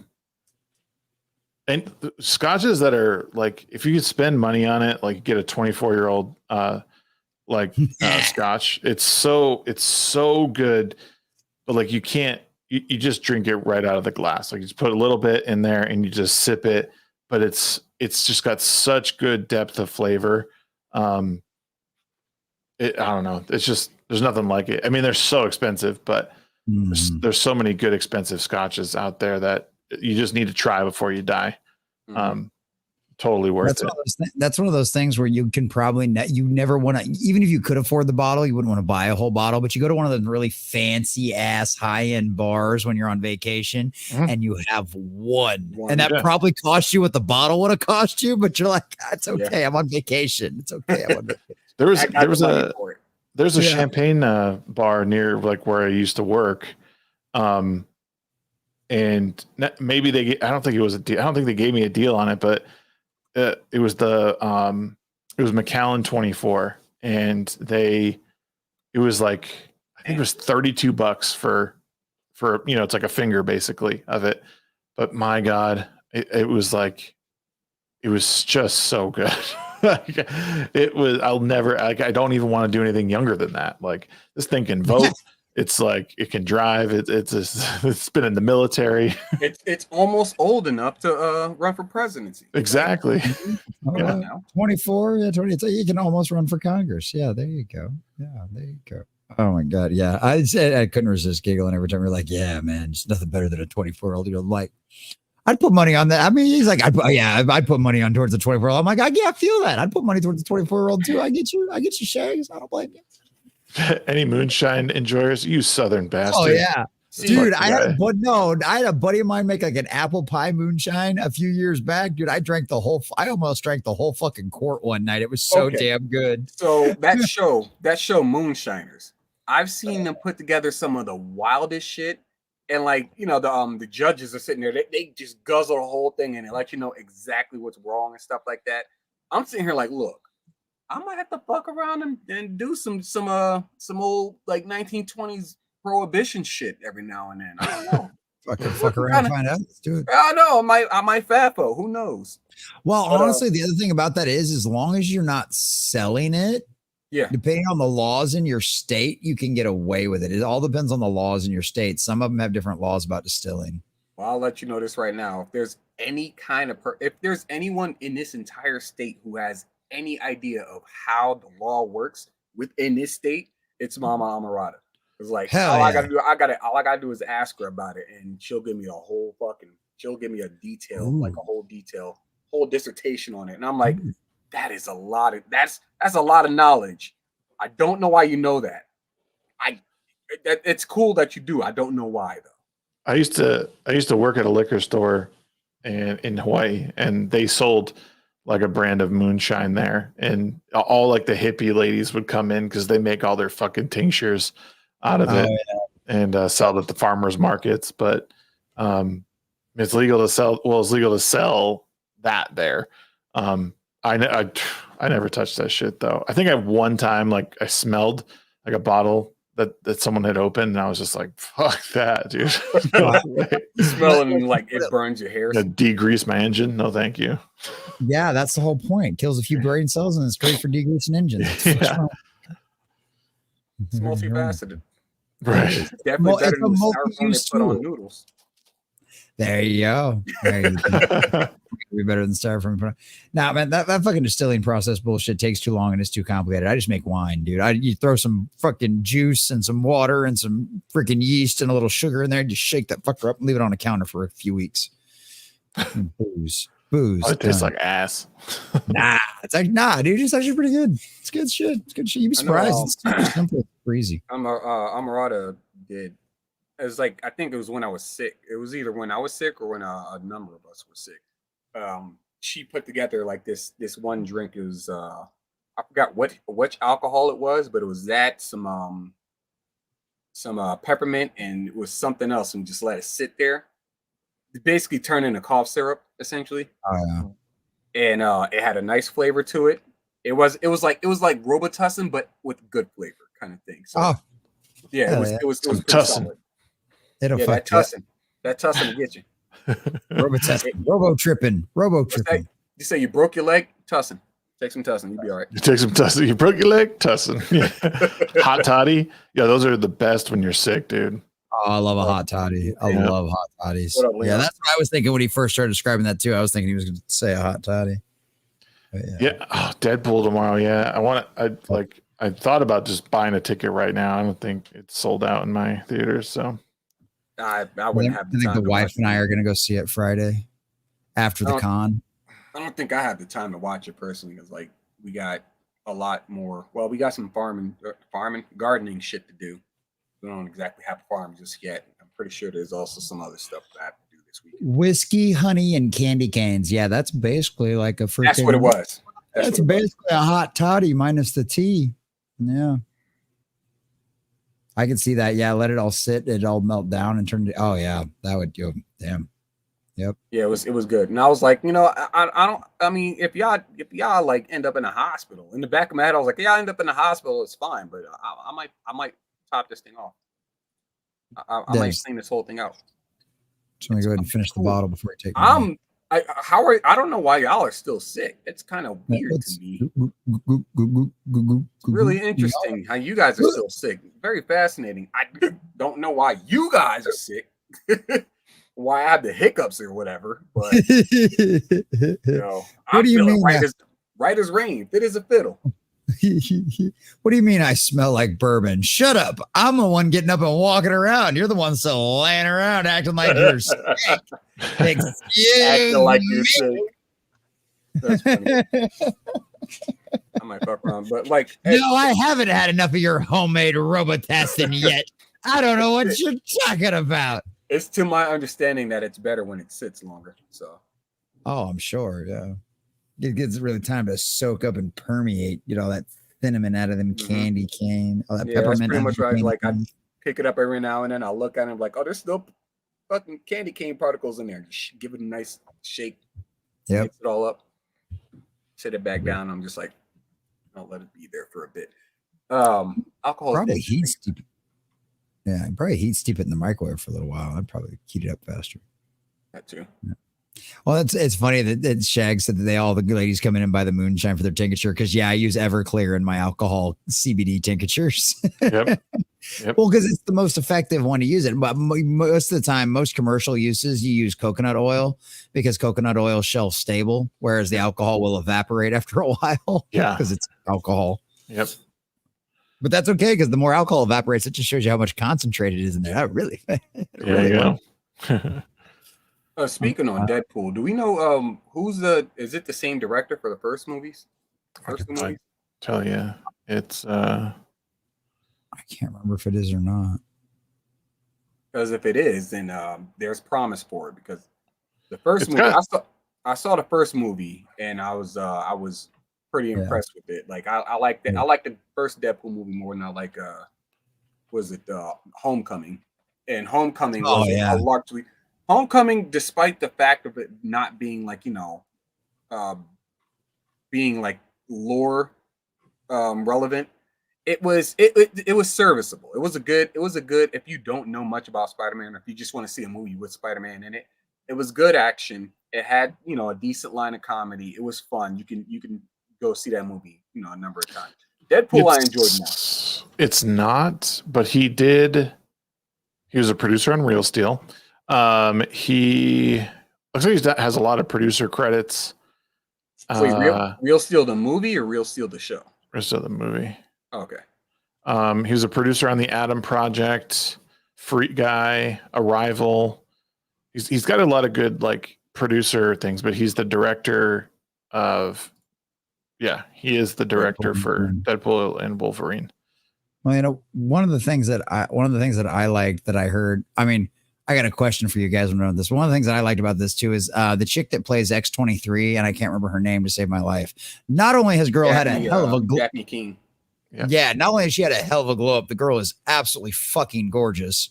But she said one of the things that she really liked about it is she's like, I was so nervous going back into the role. She's like, I watched the movie, like before we went back to studio, just so I could get back ahead. And she's like literally within being there for 10 minutes. She's like, it literally felt like I was right back on the set of Logan. She's like, everybody just slipped right back into things and I'm like, that is generally a good sign. Yep. When you hear things like that, my question is though, who's playing Lady Deadpool?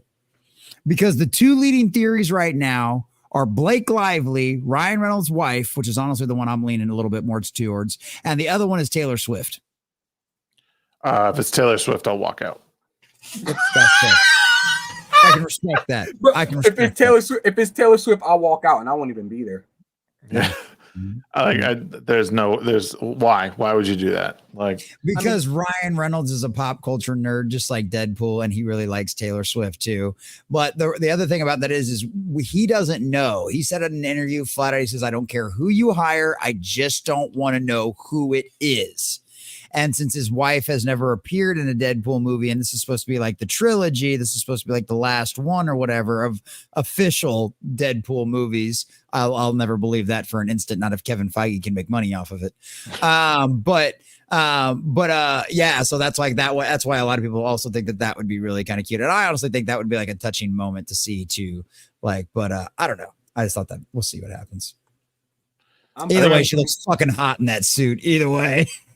I'm personally like I don't like the idea that they're including so many goddamn names in one movie. I mean, I get it, it's a comic film, comic flick, but you got Cassandra Nova popping up, you got X-23 popping up, Lady Deadpool popping up. I'm pretty sure you got a whole list of other mutants that would have been fine to show up, and that's okay. You got Teenage Negasonic Warhead, she's in it, Colossus, because they were in the previous movies, and cool, but the fact of the matter is there's too much shit going on in a fucking movie. Right, but you don't need a lot going on. But the thing about it is they've already, we suspected from the beginning that they were going to do like a Deadpool kills the Marvel universe kind of thing, and that last trailer drop confirmed that for me, because you have Lady Deadpool riding in on the white horse coming in to save Logan and Deadpool, and all of the rest of the pools are behind her. So this was already going to be a character heavy movie. And one of the other interviews that we saw about that though was when there was an interview where they were asked about all the leaks and the rumors, and they flat out said, the executive producer chick was like, well, we may or may not have had set leaks that showed pictures of people that may or may not be in the movie. But what they said was that they went through a lot of different people that they could bring into it. And they said they didn't want to bring anybody in that wasn't going to actually contribute to the story or actually be there for a reason. Okay, so they weren't going to do it just Headland who's behind this. Cool. Exactly right. It's not Leslie Headland. It's not, I don't know, name every other memberberry bullshit, thing that they. J.J. Abrams. There you go. It's not Jar Jar Abrams, exactly. Yeah, it's not Jar Jar, essentially. So yeah. There you go. Trying to think of when Sonya's already seen it. Of course, Little Miss worked at the movie theater, got to see it first. Nice. I don't know. I think what it is with me is I think I've mentally checked out on a lot of that stuff. I get it. I understand the hype because I can still go to one of those movies and enjoy it. Hell, I went to see the Mario movie, and that's something I didn't have an interest in. I ended up liking it. It might be the same for me with Deadpool, but the issue that we're facing here is I think Amarada wanted to go see the Mario movie, so we went to see it. She also wanted to see the Doom movie, so we went to see it. Now, if she wants to see the Deadpool movie, we'll go see it, but she shows almost no interest in superhero comics or superhero characters. So I highly doubt we're going to spend time at the movie theater anytime soon watching Deadpool. So there's that. Yeah, I don't know when I'm going to see it. I want to see it tomorrow, but I have my interview with Jay tomorrow night, and then I work during the day, so I don't know and then Friday at work, I got a bunch of meetings, and then I'm going camping, this weekend. So I'm like, I don't know when I'm going to be able to see it. Maybe Sunday night, like maybe right at the end of my workday tomorrow. I don't know. It is. I'm glad it's only like just over 2 hours. Like I'm glad they didn't go like the 2 hours and like 40-minute route. It's like a normal run time for a movie. So hold on. How long was Demolition Man? Demolition Man. Oh no, I could just Google runtime. Demolition Man runtime was an hour 55. That's actually longer than I thought it was. is it really? Yeah, it's an hour 55 minutes. I don't know if that includes the credits as well. Yeah, but you got like 12 minutes worth of credits. So yeah, the runtime includes credits. Okay. Well then, yeah. So roughly about like an hour 40. Yeah, but I mean, you're talking about a movie with John Spartan in it. Like, I mean, it's worth every second he's on screen. Oh yeah. And then you got Simon Phoenix. My God. Oh yeah. 2 phenomenal characters right there. It's like and then Dennis Leary's there playing Dennis Leary. Yeah, exactly. Awesome. Dennis Leary playing Like Dennis he always Leary. does. We God, have that's a bum living in the sewers. I love that. we have our one advertisement in Taco Bell. That's all we needed. Yeah. Well, they did survive the Great Restaurant Wars. Yeah. That's so great.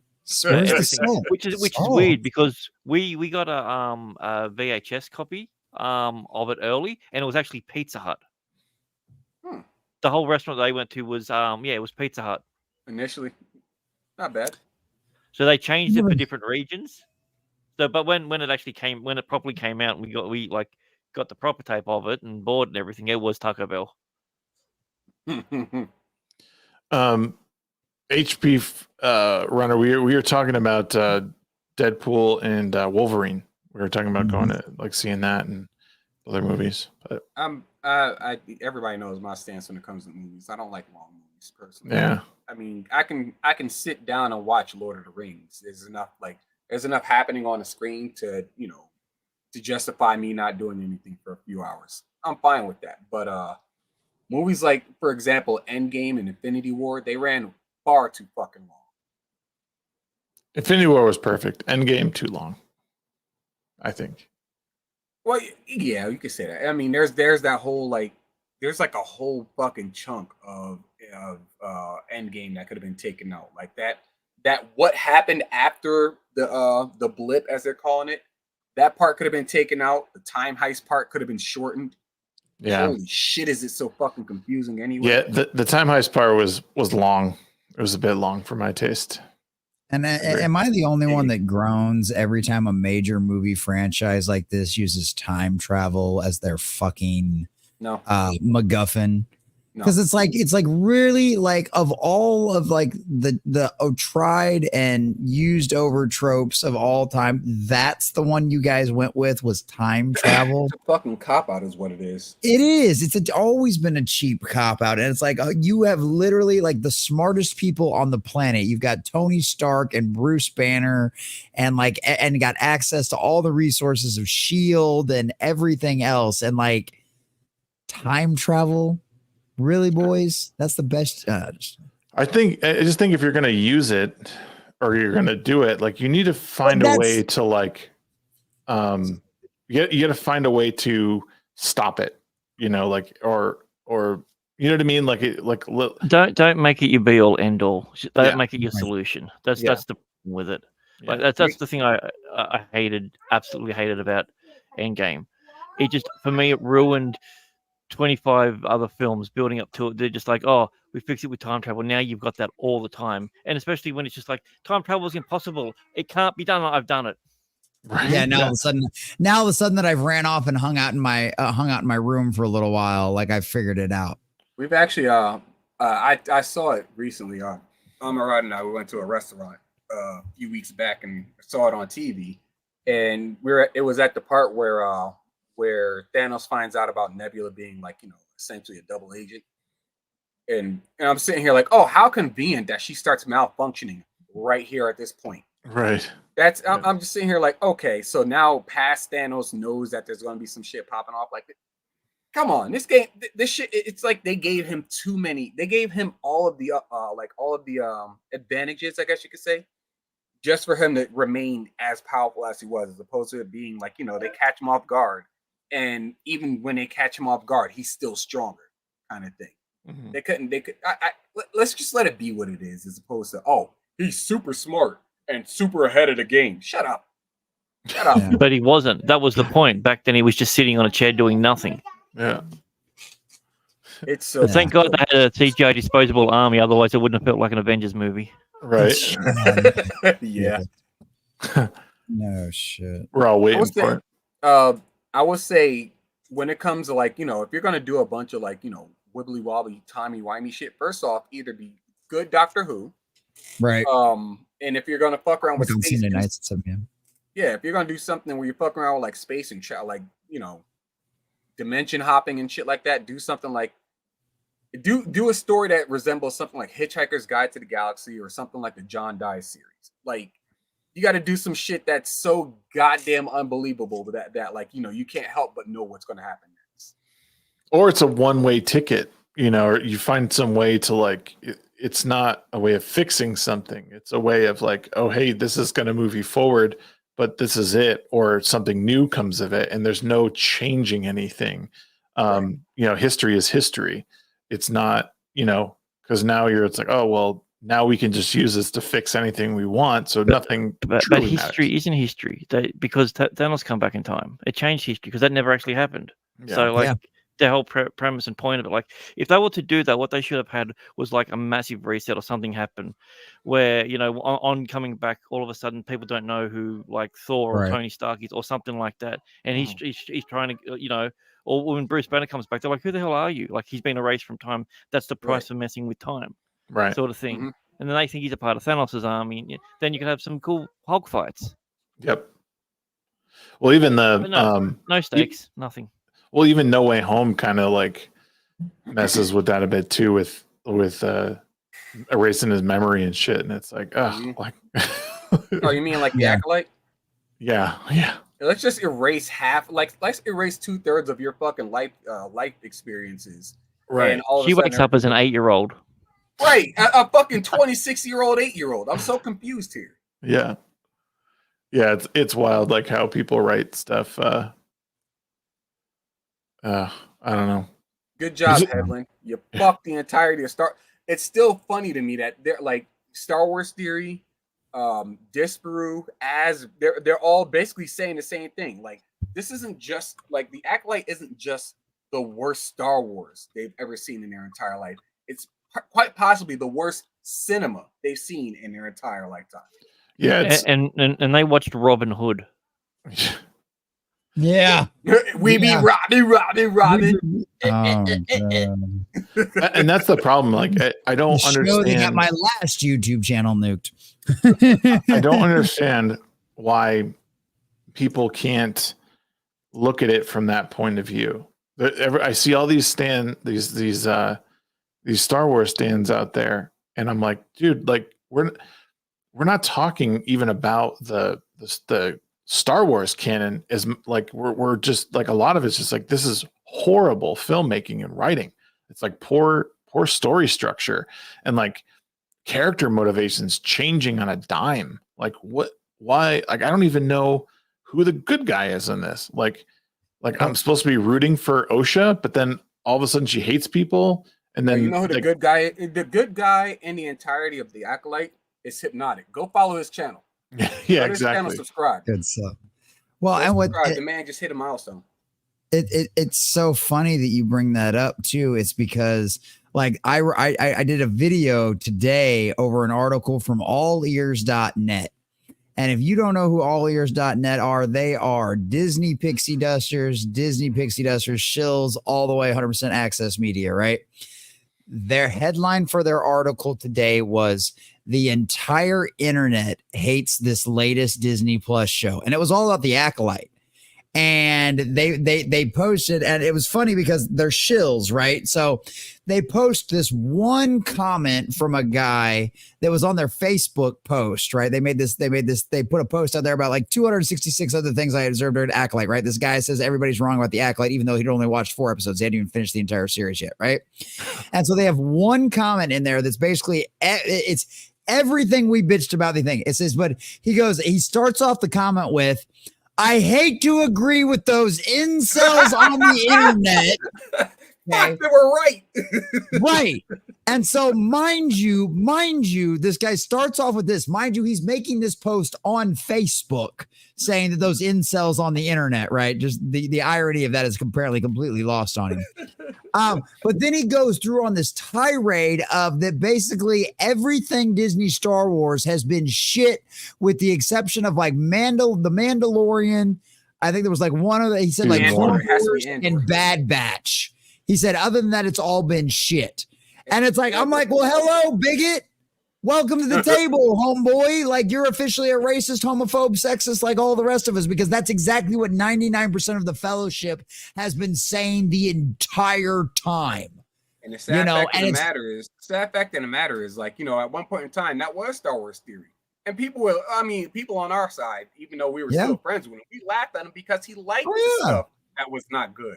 And now it's just hitting him. He's just like, this stuff is actually pretty bad. And now he's also another bigot. So I mean, like, it's not like we're not saying things that are wrong. We're saying things you don't agree with. We're just correct about it. That's all.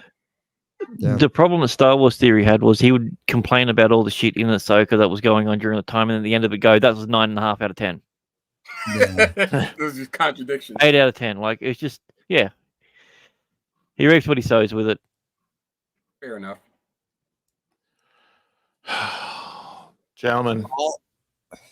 Oh, go ahead. Oh, I was just gonna say that just shows you how much the tides have turned. You've officially turned the largest independent Star Wars channel on the internet that literally built his entire brand around talking about your product, telling everybody how much he loved it. I mean, we can say shilling, but I think he just legitimately, passionately loves this stuff. It doesn't take a lot to make sure he's happy. But then you start breaking canon, then you start breaking lore, then you start disrespecting the heroes of the story, and he's just like, guess what? You just turned me into your worst fucking enemy. I'm coming for you. And that's what they did. Mm-hmm. So shout out to Theory. Yeah, I like his stuff. I mean, when I look back at his older stuff, like I still like that, but all his recent things just make me think, okay, he's fair and he wants to like it. He's doing the work and he's trying to talk about things that are working well and things that aren't, but he's giving good points either way. It's not lazy. It's not lazy takes on the new Star Wars stuff. So to that end, I'm excited. And he's just good for the Star Wars community. He gives back, and he's good people. Really good guy. Yeah. This man showed up to Denver with like 2-3 boxes full of Theory Sabers that he just gave away. Yeah, that's awesome. Those things are expensive as fuck. Yeah, I won a couple of them, but like those things are super expensive. Sheep wins everything in fucking raffles, bro. I didn't enter any raffles. Like if I don't win, then it goes to the white woman who's a green-haired anti-liberal. She's the one that walked away. She's the one that walked away with the mint Yaira. Nice, lucky her. Yeah. Shout out to her. Yeah. Gal's great. I love Gal. She's awesome. Well, I think we're going to wrap it up here, folks. It's been fun. We're at 3.5 hours, a little after midnight here over in the mountains. We got one show remaining of the Midweek Hump. Next week is going to be the finale of the Midweek Hump, and then we're all going to continue all of our own stuff. This isn't goodbye. And never speak to each other again. No, I'll speak to you, Grant. I like you, Grant. I'll speak to you again. I already have Grant permanently attached to a show on Sunday, so fuck off. I already jacked him. But next week is sure to be fun. Nogreenrocks is taking off Thursday, so he'll be here for the whole night. We're not letting him go. We have a couple of awesome guests that are already confirmed. Plus, we are. I've reached out to other people too, just kind of looking back at who was on the show in the past and seeing if they want to come and just hang with us throughout the night and rotate people in. Watch And we're still in Jesse's idea. So every $5 that he's given in super chats will stay on for an extra 5 minutes. There we go. And Shags will do a shot of ranch. But watch this show. This show is going to turn into like the Van Gogh like ended streams, stream shows. It's like, you know, some years later, you're going to come back and it's just going to say like 700,000 views on each episode. It's like, okay, sure, I guess. Yep. Just making bank out of nowhere because people are watching this show like 8-9 years later. Leon, I didn't chug a bottle. I drank a bottle of it in Vegas. No. You don't understand. It wasn't a full bottle. You did shots. You did shots per 50. You're chugging bottles. Now you're chugging a single bottle, like a whole like pink sauce sized bottle of ranch for every $5. For every $5, fuck off. Every $5. Exactly, Leon. Exactly. Go back. And that's why it's going to be the last show because he's going to die. He's going to die of a sodium overdose right here on That's screen. it. He went out like he lived, a lover of ranch. The day, go ahead. The day after, or like the days following that, were hellacious. Like it was not fun. I think my shit was a different color. So basically what's gonna happen, it's gonna be like that, it's gonna be like the scene out of was it Clone? Was it not Clone, but Revenge of the Sith? I can't remember which one it was. I think it was episode 3, where like where Mace Windu is just zapping the Emperor. That's basically what's gonna happen. You're gonna see Shags in real time turn into like an old ball sack. It's gonna be great.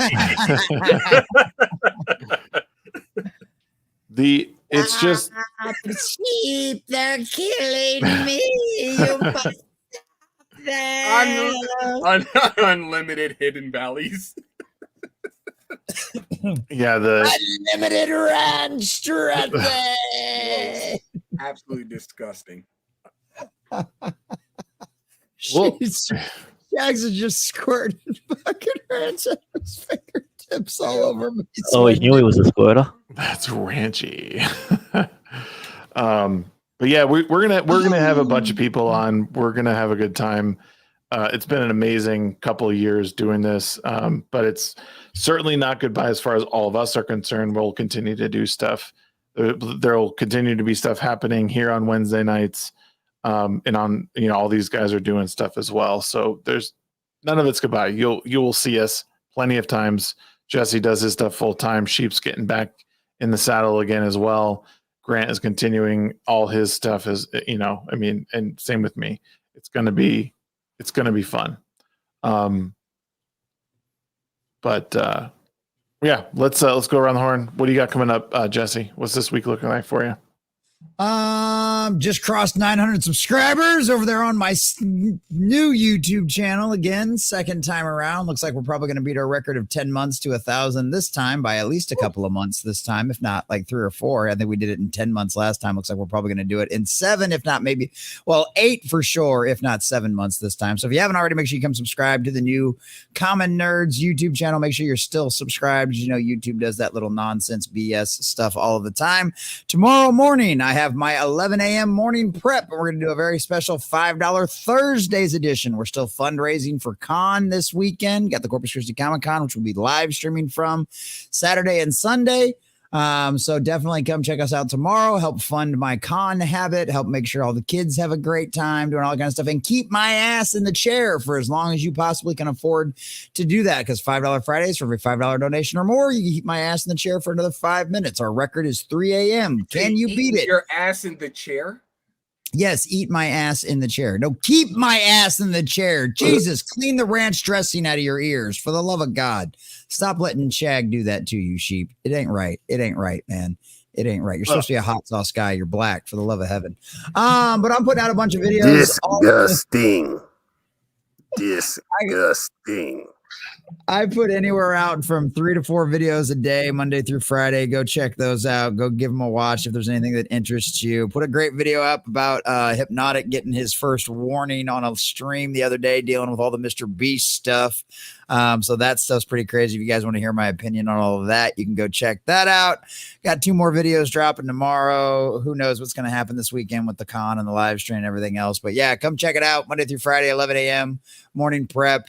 Sunday night, Sundays, we've got the 2 p.m. Bible study. Sunday nights at 7 p.m. Mr. Grant Gregory and our dear sweet Sunker Maiden. We review When Who Was Good, watching full episodes, watch alongs over there on Rumble. It's really good time. And then, yeah, all of that other kind of fun stuff. So, yeah, love you guys. This has been fun. Shout out to the chat. I love you guys. You guys are great. Fuck yeah. Tired. I'm tired. I've been streaming since 11 a.m. this morning. I'm tired. Oh, gang signs. Grant, what are you up to, bud? So I was supposed to do it today, but life got in the way. So I'll be doing a stream where it's called AI and You, where I show someone something about AI that they don't know about or want to learn about, and take the stigma and the fear out of it. Nice. AI. I'm actually, So, yeah. I didn't tell you, but because I just started doing it, but I'm like going through like learning more about prompting and stuff with AI, and it's been fun. Well, tell me what you want to know about, and I'll get you on the show. Yeah, no, for sure. Because it like I'm cruising through this little thing, and it's like it's helped me. I actually ran a prompt the other day because we're thinking for the community to start a Minecraft server and just have like some plugins running, and I realized like there's a lot of information to gather to get it all working, and I said I'm not going to go through and like look at everything, so I just prompted out like give me all these I need all the information on these plugins, like are they compatible, what version are they running, and etc. And it dumped it all into a table, and I just copied and pasted that into Sheets, and it was like the best thing ever. I was like, wow, I just saved myself like 3 hours of work. But yeah, the more I learn, the more I want to know, especially like image generation and stuff like that, and even like stuff you do with videos. Like I would love to pick your brain more for sure. Well, yes, some of the new stuff now has even made me go, "Oh my god, I can't believe we're here already." Yeah. So yeah, it's kind of crazy. Nice. It's so funny. A lot of people didn't realize, like, people are talking about like space travel and all the commercial space travel being available for most people, thinking like mid-century and like 2050 and stuff like that. I'm like, between how fast AI is advancing and how fast everything else is advancing, we have no idea how quickly we're going to advance towards so much of this stuff. It's going to be here before we know it. We're not ready for it. Yeah.